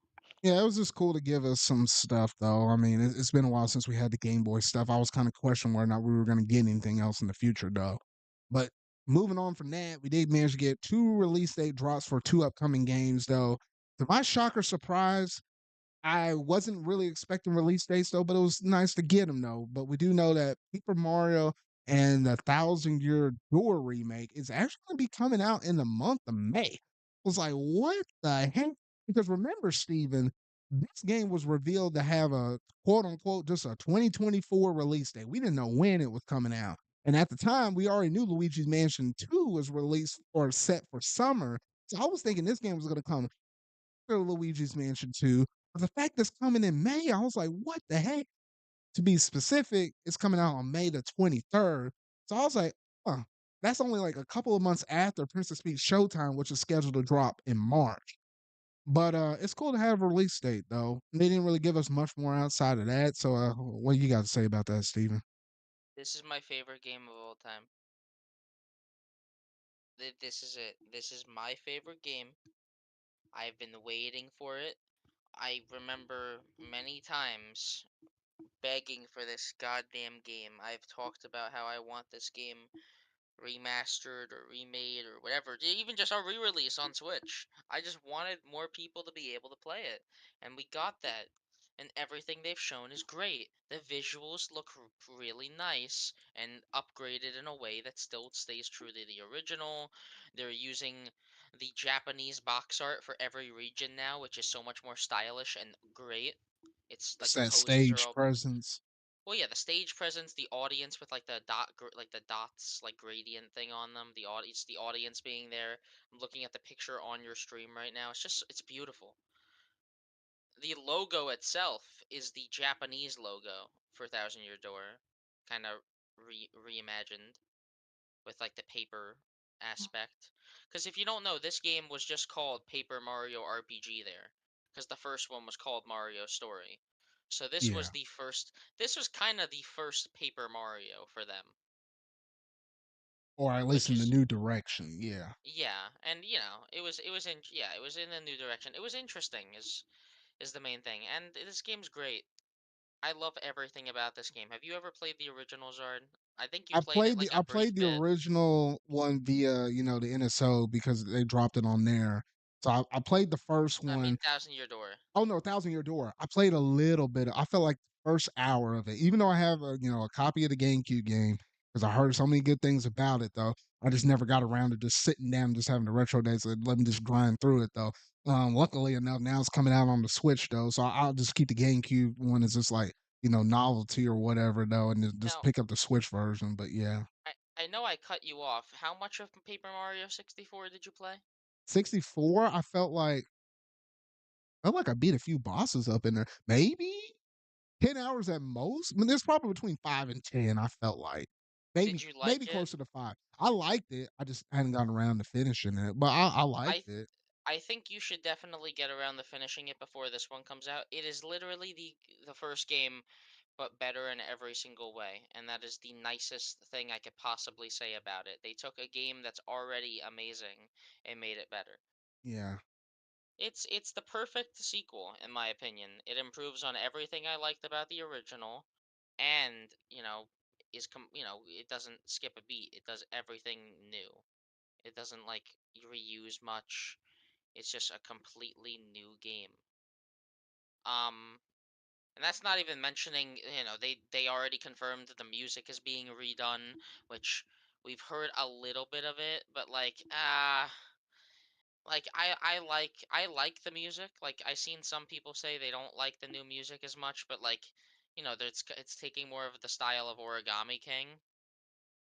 But Mm.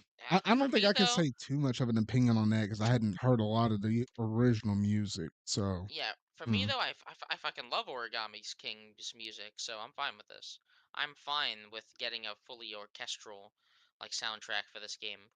Um, the visuals, I don't know if you've seen like the characters, they kind of like they don't have the outlines anymore, like those gross ass white Oh, outlines they've the had, white stuff. Yeah, that was a but little weird. but they still give them dimension, which I like. The feet are on a different layer from the head and the arms and the body. They're all on separate Oh, like layers.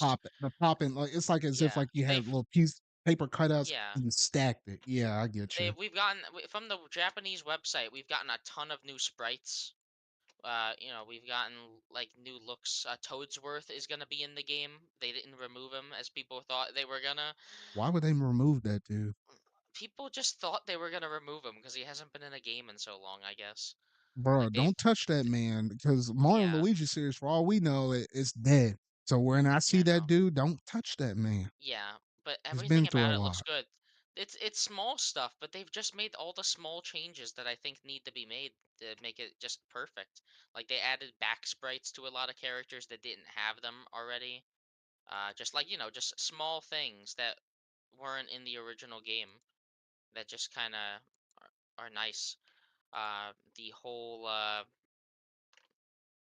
I like that they're using the old font. It's a small thing, but like the Paper Mario font is such a nice, appealing looking font.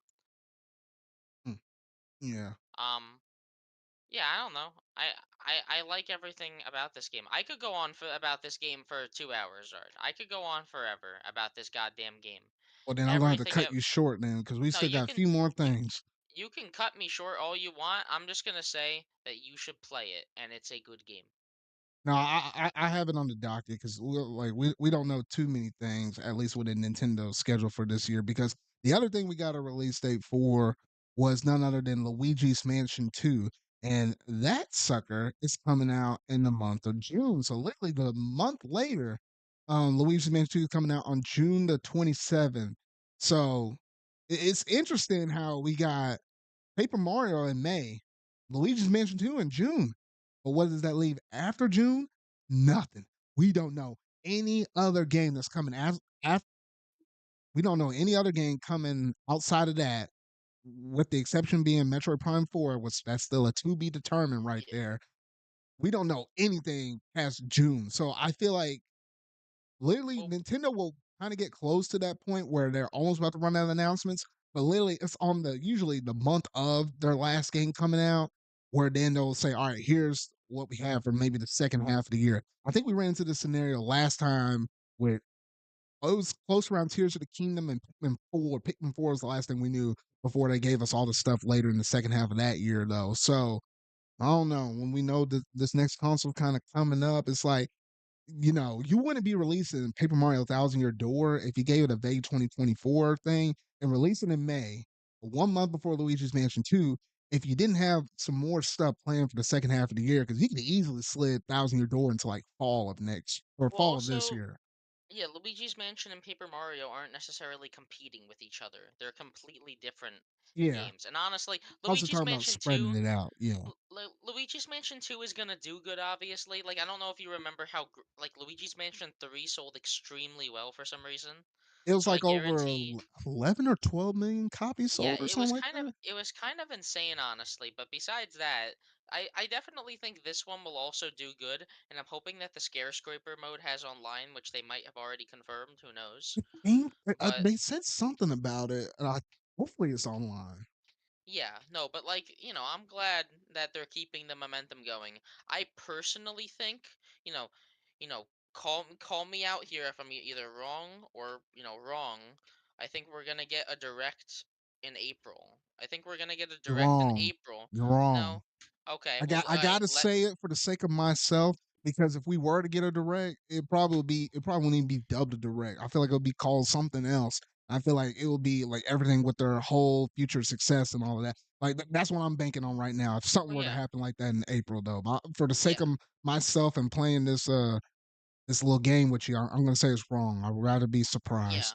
I think we're getting an indie world this month. Like at the end of this month, we're getting an indie world, and then I think we're gonna get a actual direct at the beginning of. I think we're gonna get a direct next month, and I think that's gonna have more ports, more remakes. I think we're finally gonna get Wind Waker and Twilight Princess. Cause come on, those are perfect games that just put in the holiday season.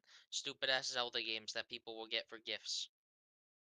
You know, I love Wind Waker, so like I'd be perfectly fine with Wind Waker coming over. Twilight Princess, it's good, it's fine.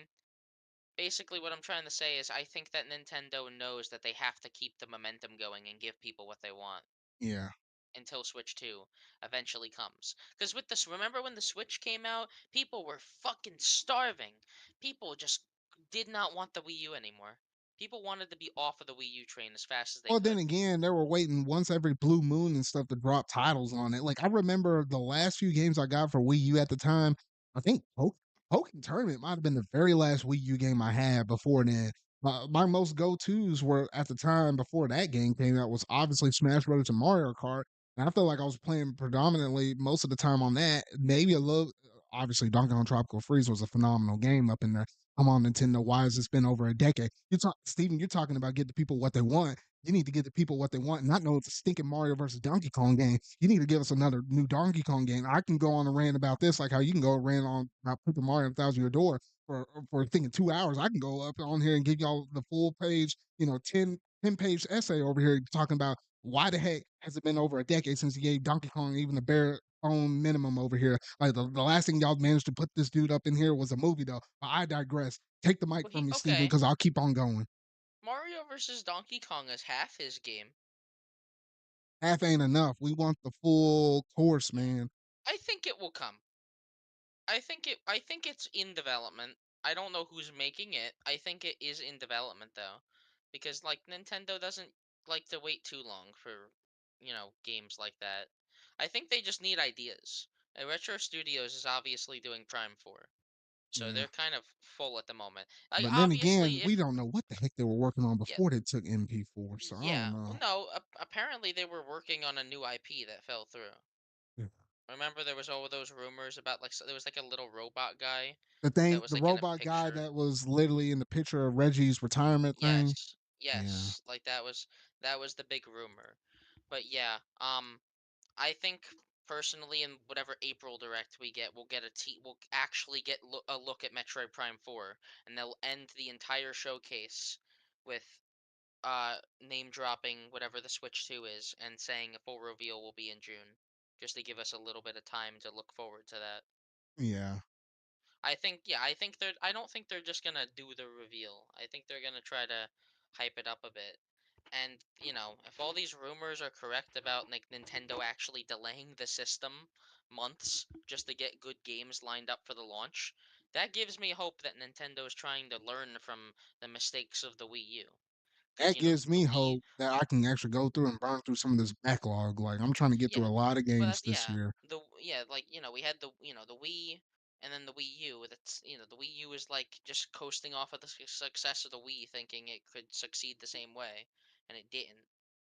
So Nintendo has to do something to make all those casual fans that already have a Switch make them think I need a Switch too.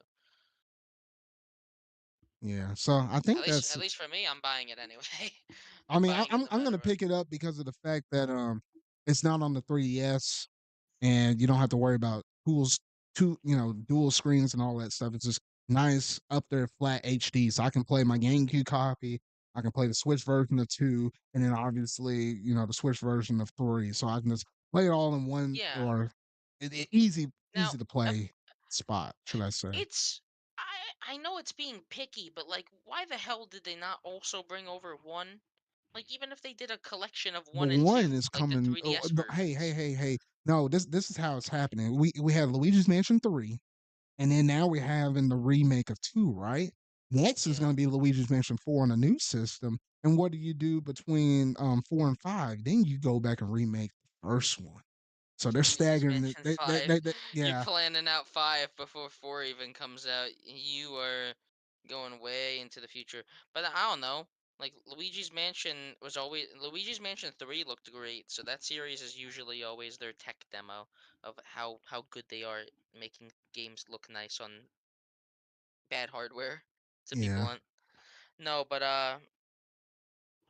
but yeah, besides that, other Mario movie news because we talked way too long about Luigi's Mansion.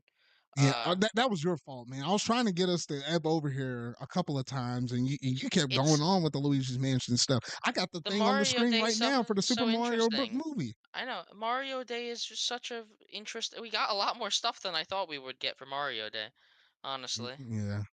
We somehow managed to drag Um, it out a lot more than just some simple yeah. announcement day stuff. But anyway, the big news is the Super Mario Brothers movie 2 announcement that we got from Shigeru Miyamoto. Like literally, I remember waking up this morning and I was scrolling through my Twitter feed, and then I just saw this is Miyamoto. I was like, hold up, let me get the crust out of my eyes because I need to see who. When he says this is Miyamoto, Now, like you knew when something big was about to be announced. And he when came out. I seen that, I thought we were gonna get like the actors for the Zelda movie. I thought it was gonna be like that Oh in the tweet. yeah, honestly, I thought it was something about the Legend of Zelda movie too. But then something went off my head. It's Mario Day. I was like, oh wait a minute, hold up here.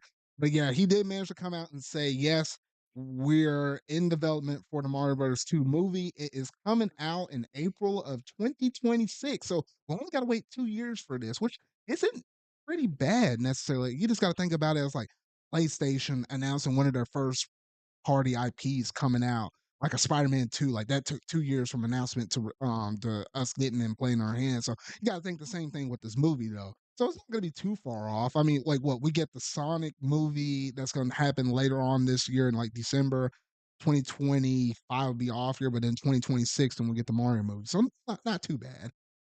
But Yeah, I think there's a lot of promise for this second movie. Illumination's gonna make $1 billion again. Fuck. Oh man, they made bank off that first movie, man. It is literally the third highest grossing animated movie ever. It Yeah. beat Frozen. It beat Minions. It beat Incredibles 2. The only movies that beat it are Frozen 2 and Lion King remake. Which, Lion King remake as much as Disney wants to say it's live action, it's Nah, animated. They're I dumb. count that as like a CGI, whatever it is. But yeah, It literally is, yeah. It's photorealistic animation, but it's animation nonetheless. And then Frozen 2, no one talks about. For how well that movie did, I don't hear anyone ever talk I think about it. the first movie was just more impactful, especially when you start dealing with them songs. Like, oh shoot, don't Yeah, even get me started on I'm that. just yeah, it's just yeah, no, I don't remember any song. Like I don't even care about Frozen, but obviously I know Let It Go. Yeah. So I would say at No, least but with yeah. this movie, I think the interesting thing is, we'll go ahead and theorize on it just a real quick here though, but the direction of where they're gonna take this movie, because obviously the first movie was just kind of our introduction to Mario. We saw Luigi, we saw the introduction to Donkey Kong, and we got Peach and Bowser. Obviously, within the second movie, I think Bowser's gonna be. I'm pretty sure the same cast of characters are gonna come back. I think there's still a good chance Donkey Kong is still going to come back though. But it's more so about where you take the direction moving forward with the second movie. We did get a little tease of Yoshi at the very end of the first movie though, so I do think Yoshi will be one of those new characters from the Mario universe brought over. I would dare say I think we might include Wario and Waluigi in some kind of mix. I think those two are likely going to pop up in some kind of way. I think they're going to be part of the because I think you can do like a little weird antagonist. Oh, and Bowser Jr., Wario, Waluigi, and Bowser Jr. I think those are the three, well, along with Yoshi. Four Mario characters are going to roll over into the second movie. Bowser Bowser Jr. is gonna be weird though. Like how do you like I know obviously like in the games they made the stupid joke about like oh is Miyamoto his mother like stupid joke. What are you gonna do in a movie though? Like for a casual audience, how are Oh, you gonna to explain that explain Bowser like has a who's his son? mother or how Or he yeah, has a son. or are they Mm. gonna make it like adopted son, which I think would be the better approach. And that's the approach they should have They either always do gone. adoptive or I don't they know. just don't even touch on the Well, story. Like they just say that. Oh, but because he no, I looks so I guess. don't know. The Mm. Koopalings are more like his adopted. like either adopted kids or soldiers. While like Bowser Jr. literally just looks like him. He is like obviously Bowser's son from a Hadn't thought design about that standpoint. because I guess they I did don't pretty know. well with their backstories with Mario and Luigi and them. And we didn't really get a lot of backstory with Bowser himself. So if you do include Bowser Jr., I think that would be a good way to kind of showcase like where he came from, how he got thrown into the Mushroom Kingdom, and the reason why he does what he does to get Princess Peach. I feel like part of that might be showcased and revealed within the second movie. But hmm, I think I don't know. I think he's gonna be skipped. I think it's gonna have Yoshi, and I think it's gonna, they said that they want to broaden like the scope of like the Mushroom Kingdom or whatever, you which can't do that obviously. without Wario and Waluigi.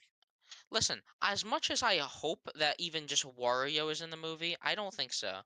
I think if we're talking about like the villains, I think it's gonna be, obviously I think Bowser will be the main villain again.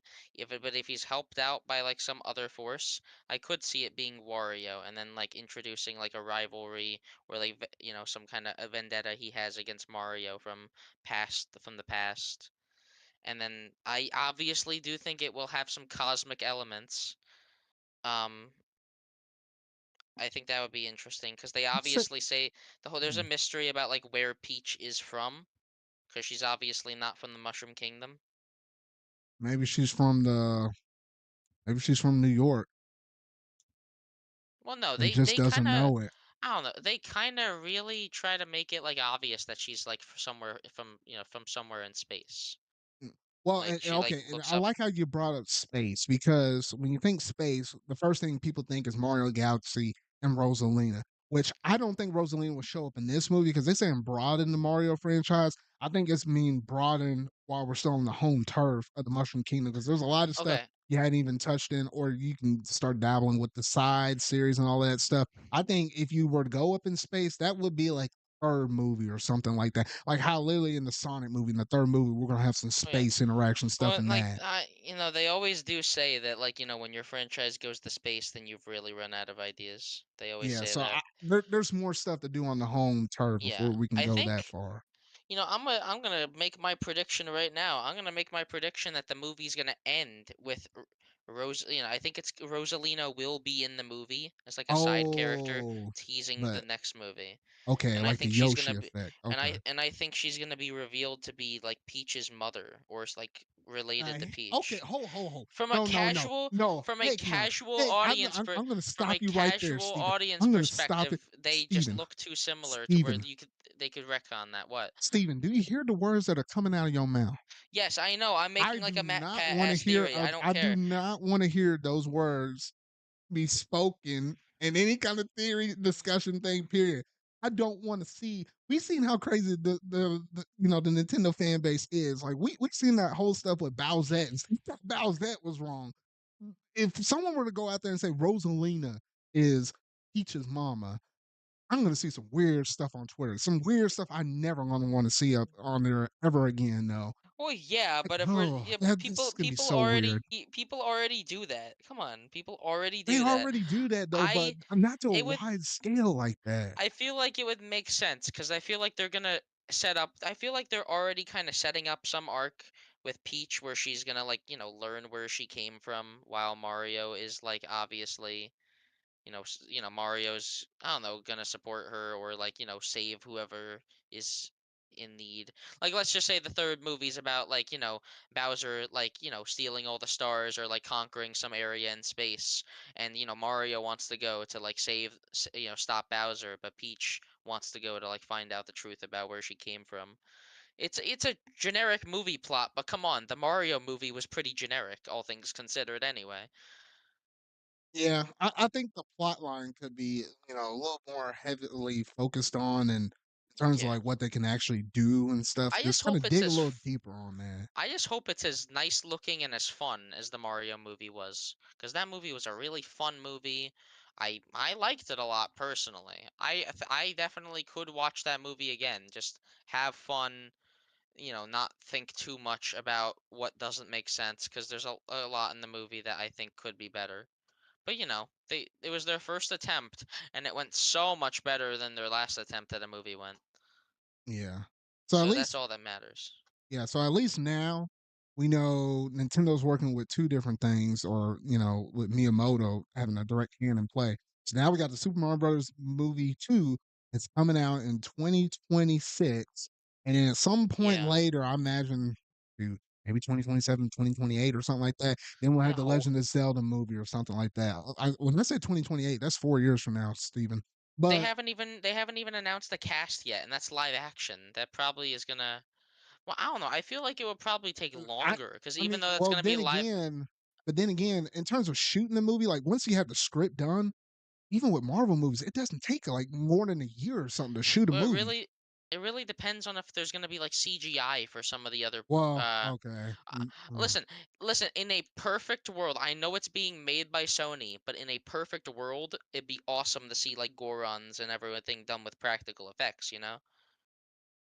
I mean, Like how yeah, movies I mean, used to but be by the made. time you do the Gorons or the Zoras and all of them, Yeah, I don't know if you do the bird people and whatnot though, but yeah, just practic. there's got to be some CGI effects up in here. Oh, of course there will be, even if it's just like magic. Like if there's like magic or spells in the movie, if bosses like fucking throw magic fire spells at Link or whatever, yeah, that's gonna be CGI. But Yeah, like, I don't know.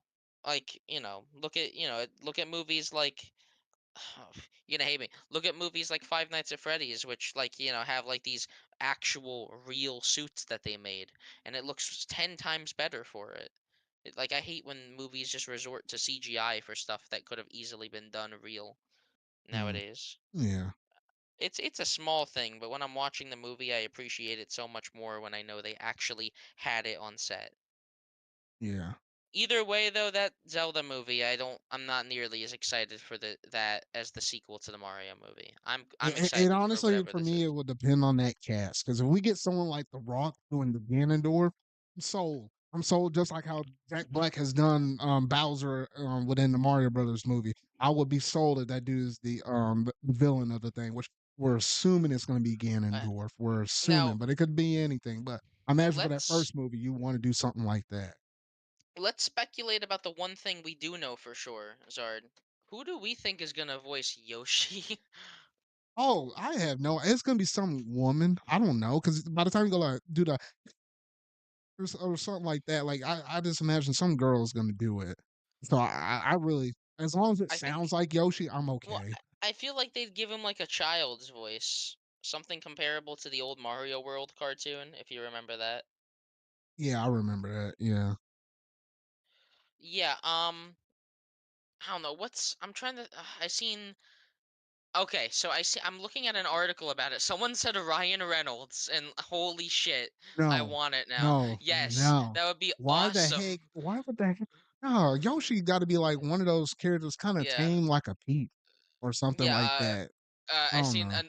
like either make him like a Groot type of thing where he only says Yoshi, and like make that like the whole joke, and that he's the comic Like relief of the you're like movie. Yoshi, and just Yeah, keep or saying it. the only other one that actually looks somewhat interesting in this list to me, Tom Kenny, fucking SpongeBob.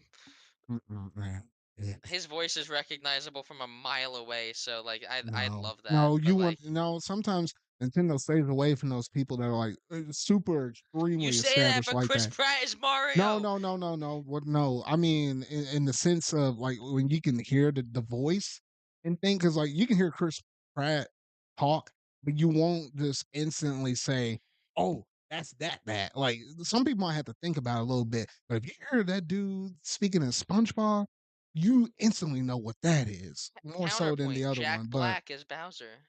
But Jack Black does Kung Fu Panda and stuff. He does a lot of things, so his But portfolio is it's spread immediate. out. Yeah, but Tom Kenny does a lot. You just Mhm. maybe not. He's obviously well known for SpongeBob. I mostly just think Ice King whenever I hear him talk from Oh, Adventure Time. no. No, oh, heck no, I don't even think that, Well, that's just you, maybe. It But yeah, might be a lot more I than that. okay, I'm looking at this. I thought the budget for the Mario movie was way higher. It was only 100 million, Zard. They made back 13 times the budget. Hey, you know what they say about Illumination? Make them cheap, sell, and get rich. Yeah, But no, They love that. I don't even know if their new movie Migration even did that well, but it definitely Actually, I made a think I heard profit. that movie. I think that movie actually did manage to somehow get a profit or something like that. I think if Well, I'm it's thinking because of the they was right just movie, I extremely don't know. cheap, I bet. It was Yeah, probably extremely cheap, and that was the only reason they got a profit. But yeah, Despicable Me 4 is coming out, so they'll make a profit from that, no problem. yeah, This but studio will continue, and these as much as I hate to say it, like with their kind of animation style and how beautiful the Mario movie looks, I think it's in the right hands. More than some people would obviously hope it would be, you know, done by some other studio. Like some people were saying like DreamWorks, like in the style of Puss in Boots: The Last Wish, some kind of stylized animation. Uh, but I don't know. I like the Mario movie a lot more than most other people do, so I'm excited for this. yeah. So overall, I say the Mario movie too. It's some really good news. I'm definitely looking forward to this though. But like the Legends of the movie, you're gonna stick it in the back of your mind and just kind of forget that we got announced to it. Just kind of know it's a thing. Because I kind of already knew it was gonna be a thing. It's just more so a matter of fact when were they gonna tell us based upon how much money that first movie made though. But we'll keep you updated on the podcast whenever relevant news comes out though. But dang, I'm gonna miss having those. Mm, goodness, I'm gonna miss having those character. What was it? The voice actor reveals because oh shoot, that one Nintendo Direct, man. I think that was like one of my most favorite ones ever. Like that's up there with some of those Wii U Nintendo Direct things because I was dying at some of those voice actor reveals. Pratt, Jack Black. I was like, what?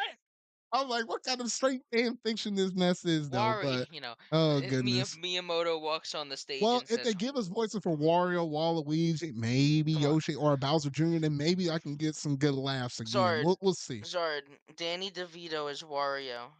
It's No, no, perfect. no. It is fucking. You don't. Do you even? I don't know if you know anything that Danny DeVito has played, but he is a perfect Wario. If they're not gonna get anyone else, Yeah, well, they might. I don't know though. But at least for this segment of the show, it's basically going to do it in terms of all of our gaming news topics right here, though. So that's about a wrap on that, though. However, with it being Mario a day and stuff, we're going to do something a little bit different, which I'm going to start to incorporate within every single one of my podcast episodes moving from this point forward, though. But now let's go ahead and jump over to our next segment, that being what what's the hot news scoop? What's the debate? I don't know. I don't have some kind of catchy slogan on this thing, so I got to work on it though. But here comes the debate.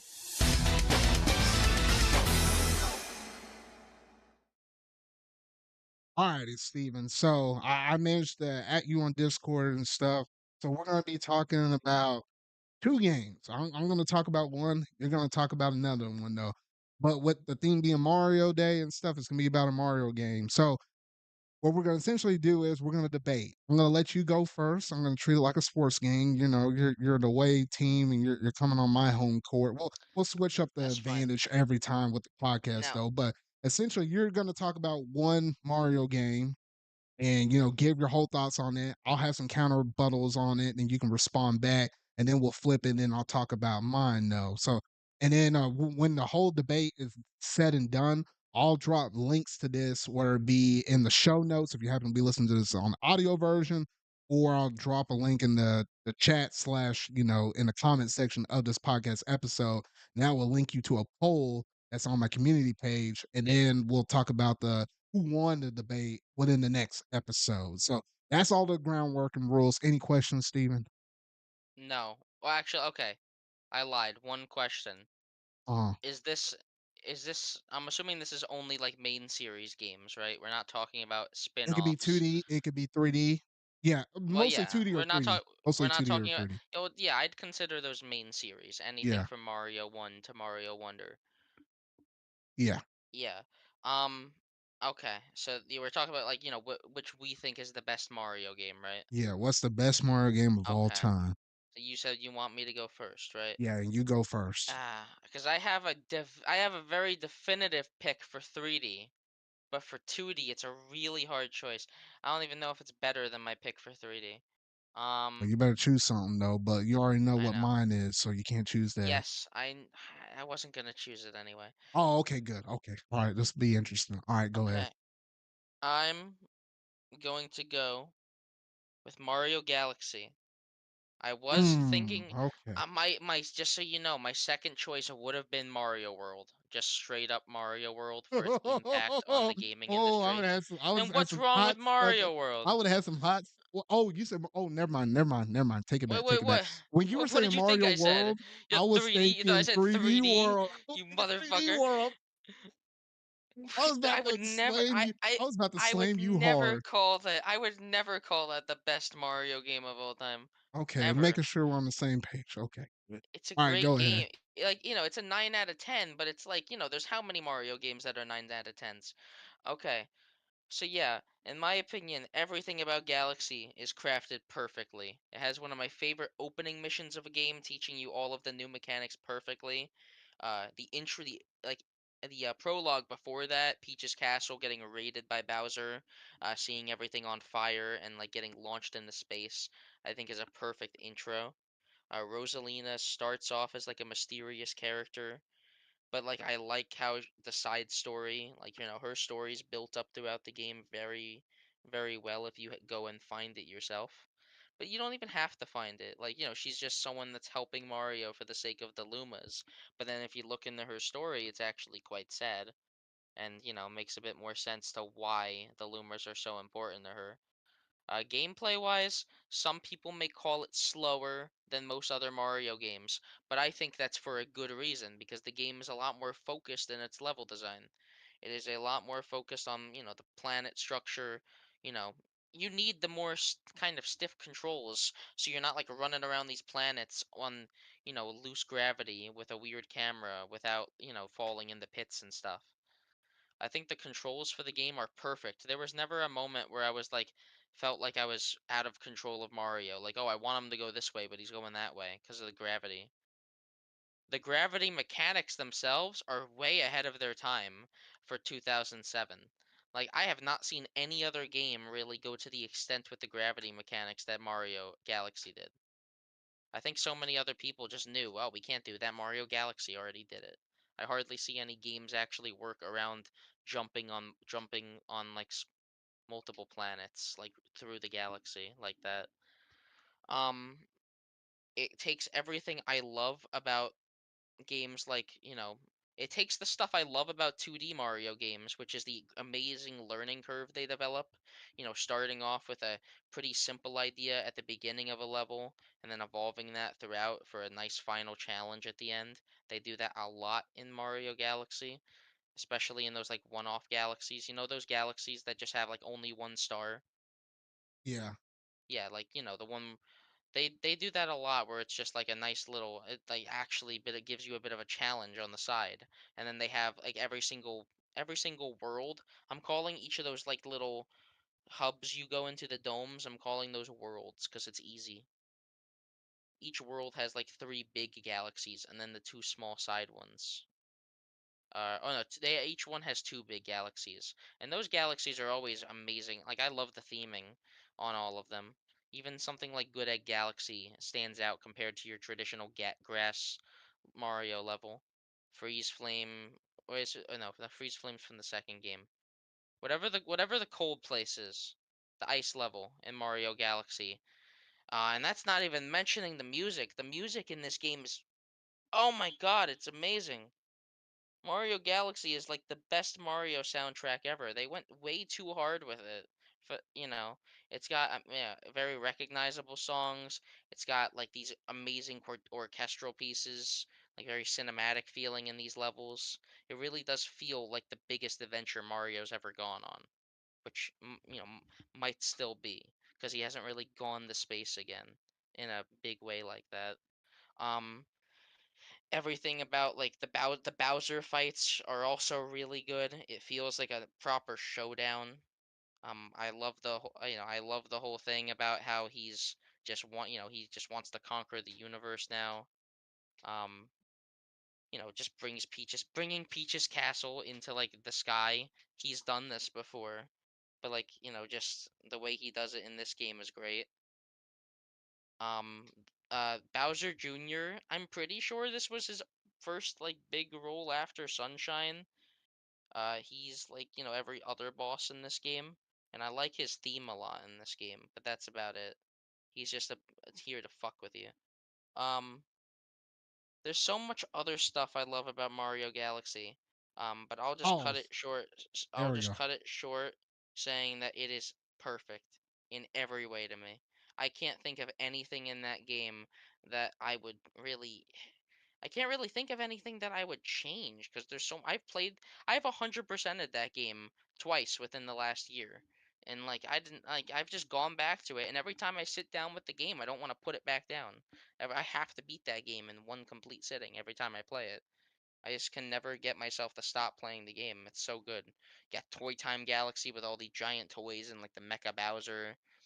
You got Beach Bowl Galaxy with the nice music and the like finding the gold shell underwater. Everything about that game is so memorable. And the fact, it's only 100, it goes for 120 stars again, like Mario 64, and it manages to make basically all of them feel unique in a way. Even if it's like a galaxy that you've already gone through and you might go down a similar path to the first star, the second star will end in a completely different way. There's only Pause. some there's only some stars in the game that like reuse content, but it's not like 64 where you have like half of like there's All over right. I'm gonna cut you yeah, short. All right, you got to that's stop. fine. Next time we're gonna set timers, 3 minute timers, because I let you ramble on a little bit, but I got a That rebut was up like in here. 5 minutes, I know. Listen, Oh, listen. I know you're going to go crazy about 64, so it's perfectly fine. okay. So all right, so I got to rebut your little thing real quick. All right, first off, you messed up in your debate. You chose Mario Galaxy, and the slander you put on my boy Galaxy 2 over here, which Galaxy 2 did everything better in Galaxy 1. So what's the I think it's point more of of a playing Galaxy 1? Hold on, I think it's more you can't say nothing until I fucking get you I can't get you get a chance to rebut against all of this, but you gotta let me say all my statements first. okay. Damn it, I got All to right, remember.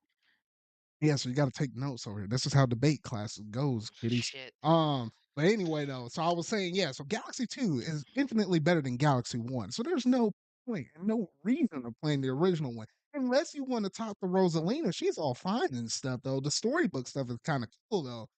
Story ain't really that deep. Like you can just kind of brush that aside though. Like where the heck is Yoshi in Mario Galaxy? Like you can even say in some other previous Mario games, I'll get to that in a bit though. You had some playable characters up in there, like your Yoshis and stuff though. But like Yoshi was nowhere to be found up in this first game. And don't even get me started about Mario Galaxy when you're going through it and playing through the game. Why the heck you gotta play through the whole thing as Mario? Then turn around and play the whole thing as Luigi and got to do both of them just to get to the super secret level where you got to do it.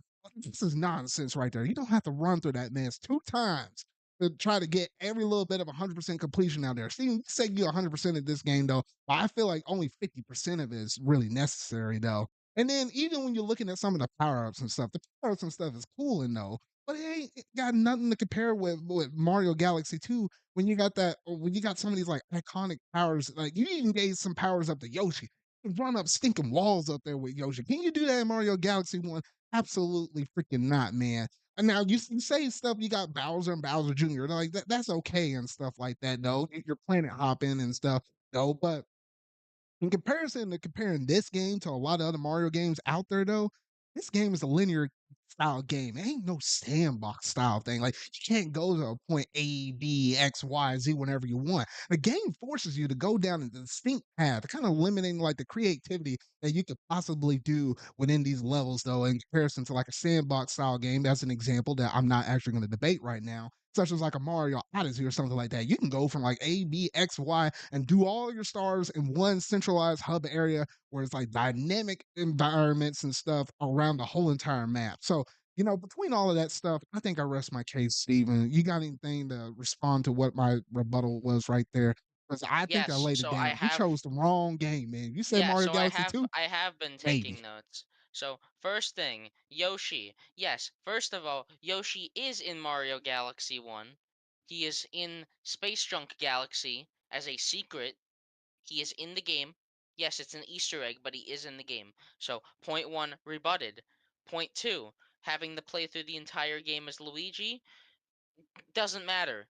Like, I don't really consider that as 100%, I don't consider that really that important 100% in the game. Like, obviously, that's what you do if you're replaying the game, that's like a nice bonus. If anything, I think it strengthens the replayability of the game. Galaxy 2, you just get Luigi and you could like use him like whenever, but it defeats the purpose.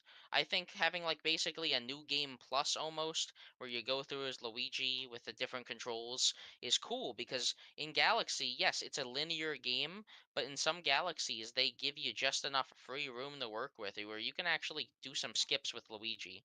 His higher jump can let you enter the gravity fields of planets earlier. Like you can jump from one planet to another planet much easier with his triple jump. There's a lot of like cool ass like side flip wall jumps you can do to get up high walls. Um, I don't know. I really like playing through the game as Luigi again, just on like if I come back to it, I like playing through as Luigi just to have a slightly different experience. Yeah, they could have done more for a new game plus, I guess, but like I see it as more of a bonus. Like you beat the game, and if you ever come back to it, you could do this, and then you get a nice surprise if you beat it with Luigi. You get that nice little, grand finale galaxy, which is just a good, cap off to the game. It's not necessarily needed. Uh, Third thing, Galaxy 2. You were talking about like, you were saying how it's annoying to play through Galaxy 1 all over again. Dude, the fucking green stars in Galaxy 2 are so much more annoying. You have to go through levels you already played. Listen for the faint twinkle of a green star. I'm not talking about using a guide. We're just talking about playing the damn game.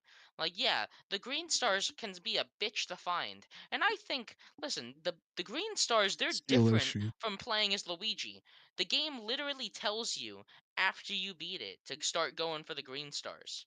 For like, it's not like Galaxy 1 where you get a reward for 120 stars once you beat Galaxy 1.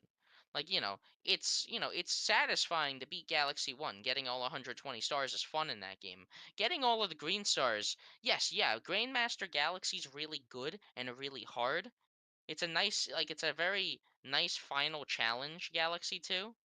It probably has the hardest challenge in any Mario game, but I think getting to that point is so goddamn tedious with all those green stars, because that is literally playing through levels you've already gone through. I think it would have been better if all of them were just comets. Like, your speedrun comets, you're this, you're that. Or make them, just make it harder versions of the levels when you go in for the green star. Or even just make it so that's your Luigi campaign. Make it so the Luigi campaign, make it like story based. Make it so Luigi is going back into these galaxies after Mario, finding the stars he missed. Why, that works perfectly well. You could have that be your different campaign and make it complete. That would be much more interesting because that would be completely different from Mario's campaign, but you could play it separately too when you feel like it. So Fine. the yeah. Galaxy 2's green stars are fucking annoying. I'm not even gonna go over the thing about a linear path because it's completely up to taste, Zard. Like linear games and sandbox games exist separately for a reason. Linear games are better for crafting an overall difficulty curve and challenge and feeling of satisfaction, while sandbox games have their purpose. If Mario Galaxy was a sandbox game, I think it would be infinitely less interesting. Like having all of, just having like a mess of planets. My way is like look at like Sonic Adventure 2. You have the stupid ass Knuckles stage where you're on that planet and there's like a bunch of floating platforms and it's really annoying to traverse. I think having the linear thing hopping from planet to planet, it makes it feel more like a focused level, but still gives it the creativity to do whatever they want with all these different planets. Like, you go from the planet with this to the planet with that. You can have so many different themes all in one level while still having the central theme of like the main gimmick of the level play out. Alright, Whether time it's a out, time certain out, time out. That's fine. That was all I was gonna mention. I wasn't gonna Oh, talk goodness. about the stupid Yoshi thing. Because yeah, the Mm. power ups in Galaxy 2 are better, but that's because it's a sequel. It had more time to give you more. I like how in that whole entire debate, you mentioned about Mario Galaxy, but I got you going on and talking about Mario Galaxy 2, which you Well, should have because you been can't protecting come on, you Mario can't Galaxy. I got you right there. This you is a you game at the got end of the me. day. I got you. You should have been talking about more so You about can't Mario talk Galaxy about than one without 2. talking about the other. Yeah, but I felt Well, like you were. you went on this I did long talk about strand of Mario tangent Galaxy about because I Mario was. Galaxy 2, and it should have been Well, about yeah, Mario because Galaxy, but I'm just saying, I'm just saying. you All right, literally you literally started saying that Mario I Galaxy can 2. say There's that no all I reason to go want, back but to the you're supposed to original. back You up said there's Mario no reason. Galaxy. There is definitely a reason to go back to the original. It is just a more focused game. It is All more right. focused. All right. All right. Yeah. I'm going to have to modify these rules. I'm going to put some time limits on this thing so that way you don't ramble on longer than me, though. 'Cause I like to keep things short, sweet, and precise. All Well, right. Here I we do go. not. All right. Yeah, exactly. Point proven, though. All right. So here we go. So my personal pick for what I deem as the best Mario game of all time, there's no if, and, nor buts about it. This game has inspired many other 3D platformers in general moving from this point forward. It wasn't just an average to mill 2D Mario game that we've seen, such as like a Super Mario World that was introduced with the Super Nintendo. This was the revolution. Uh, this was the revenue. Ugh, I can't even talk right now. Whatever, though. The groundbreaking game that basically broke out into 3D in general, with the Nintendo 64 just being the pioneer for 3D games in general. And I'm talking about none other than Super Mario 64. Now, say what you will about this game. Obviously, when you look at certain games nowadays, sometimes people will go and look at a game and say, all right, this might not necessarily look like the best thing out there, right? I mean, granted, yes, this game came out all the way in like in the late 90s or something like that, though. But when you talk about the gameplay, though, this is just a timeless classic. Have you ever went and boot up Mario 64 and just been like, this taking in the scenes and the sights, just walking into Peach's castle again for what could be like the 100 millionth time. There's a reason why people will go through and speed run this game as fast as they possibly could because of the fact that how the game was built at the time. You can take advantage of it in a lot of different ways. It makes it really unique and competitive in what was technically only a single player game, but yet people will try to challenge other people and almost make it like it feel like a multiplayer game because of the speed challenges and stuff like that, though. But obviously, Mario at the time, we knew him as the traditional plumber. We saw him within the 2D era of space. But the fact we got to see him open out within, 3D platforming and stuff, hopping in wall pictures. You wouldn't think about a plumber hopping in those pictures, though. Opening you up into like a sandbox style where you're able to find these different uniquely stars. And one time you might be trying to knock down a boss. Another time you might be trying to race against a Koopa to get to the very end of the thing. Another time you're trying to save a penguin and try to give it to his mama without necessarily trying to mistakenly throw it over there off of the ledge. I'm just saying there though. A lot of people been there, done that though.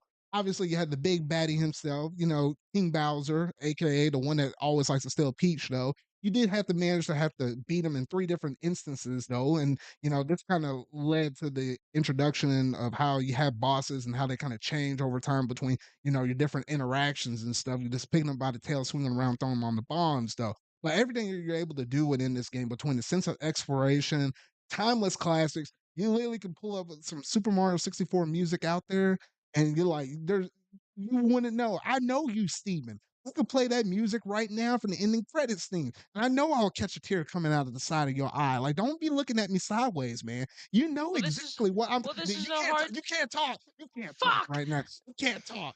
See now, I got you right there. I got you right there. But anyway, though, this is a timeless classic that speaks to a lot of people. And I know you, Steven. You love yourself some Mario 64. I know you like running through this thing, speed running it though. Tell me how many times have you gone back and played Mario 64 in comparison to something like a Mario Galaxy? I'm just saying, I'm just putting it out there though. But despite what you might say about the controls and stuff, people are willing to put up with that because of how much they love this game. I'm gonna leave it at that. All right, hit me with your rebuttals. Okay. First thing, I love Mario 64. All I right, love case playing closed. Mario I won. I won 64. the match. Listen, you gonna tell me you don't love Galaxy? Come on, I have a rebuttal set up. All right, go Alright, ahead. I love Mario 64. I love playing 70 Star. I love glitching the game. It has a lot more fun glitches to play with. It is definitely a more experimental game. It was groundbreaking, but I'm judging it on its merit as a game. Because if we judged Galaxy on what it achieved, it was a groundbreaking breaking game in its own right for visuals. It was one of the most visually demanding games of its time. Even when next gen was still coming around, it was a really nice looking game even if you compared it to like Xbox and shit. Uh, for talking about 64 though, it did pretty good with building a lively world with these visuals. What it, in my opinion, didn't do a great job of doing was making a camera that was fun to control. I think the camera in Mario 64 is playing against you more than it's playing with you most of the time. And there are so many times where I have to fight against the camera in that game for certain stars. Like there's a lot of times where I just hate dealing with the goddamn camera in this game. But the camera's one issue I have with it. Another issue is the boss fights. Yes, I think the boss fight at the end is amazing with the ground falling, but the first two are way too easy. Like I think the game should have had more boss fights. I'm talking about the Bowser fights, obviously. I think the Bowser fights should like even the first one should have been, you know, uh, maybe 2 hits, and then all of the others like 3 hits, or even make the last one 5 hits just to make it even more tense. I don't know, but I just think that that second one was way too easy, just being 1 hit, even though it's like the middle point of the game. It's a bit of an underwhelming boss if you ask me, even if like the music is great. The stages going into Bowser can sometimes be a little annoying, especially getting the red coins. It's like some of those red coin missions in that game are annoying, and those 100 coin missions are diabolical. That is why I will say right now that as much as I love Mario 64, I would not want to play 120 stars. 120 stars in that game is a little fucking annoying, if you ask me. It's more annoying than getting 120 stars in Galaxy, that's for sure. Galaxy's a pretty easy game to 100% because it gives you hints, it works with you, it's more accessible. It's more linear, obviously, but it doesn't always give you all the hints. It doesn't just give you the star. It gives you the hints to find it, and it has a correct difficulty curve. While Mario 64, I'd say there are some spikes in difficulty, like Hazy Maze Cave, and like Rainbow Ride is a lot harder than the Bowser fight right after it, for example. Um, some of the secret stars, like the aquarium, are fucking boring. It's just swimming and getting red coins. Like, yeah, obviously, like if it was the tutorial for swimming, fine, but you can find that way after you go in the Jolly Roger Bay.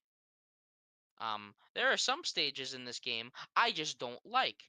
I fucking hate Dire Docks. It is so much worse than Jolly Roger Bay, and I only reason I like it is because Board Bowser's sub is the only fun mission.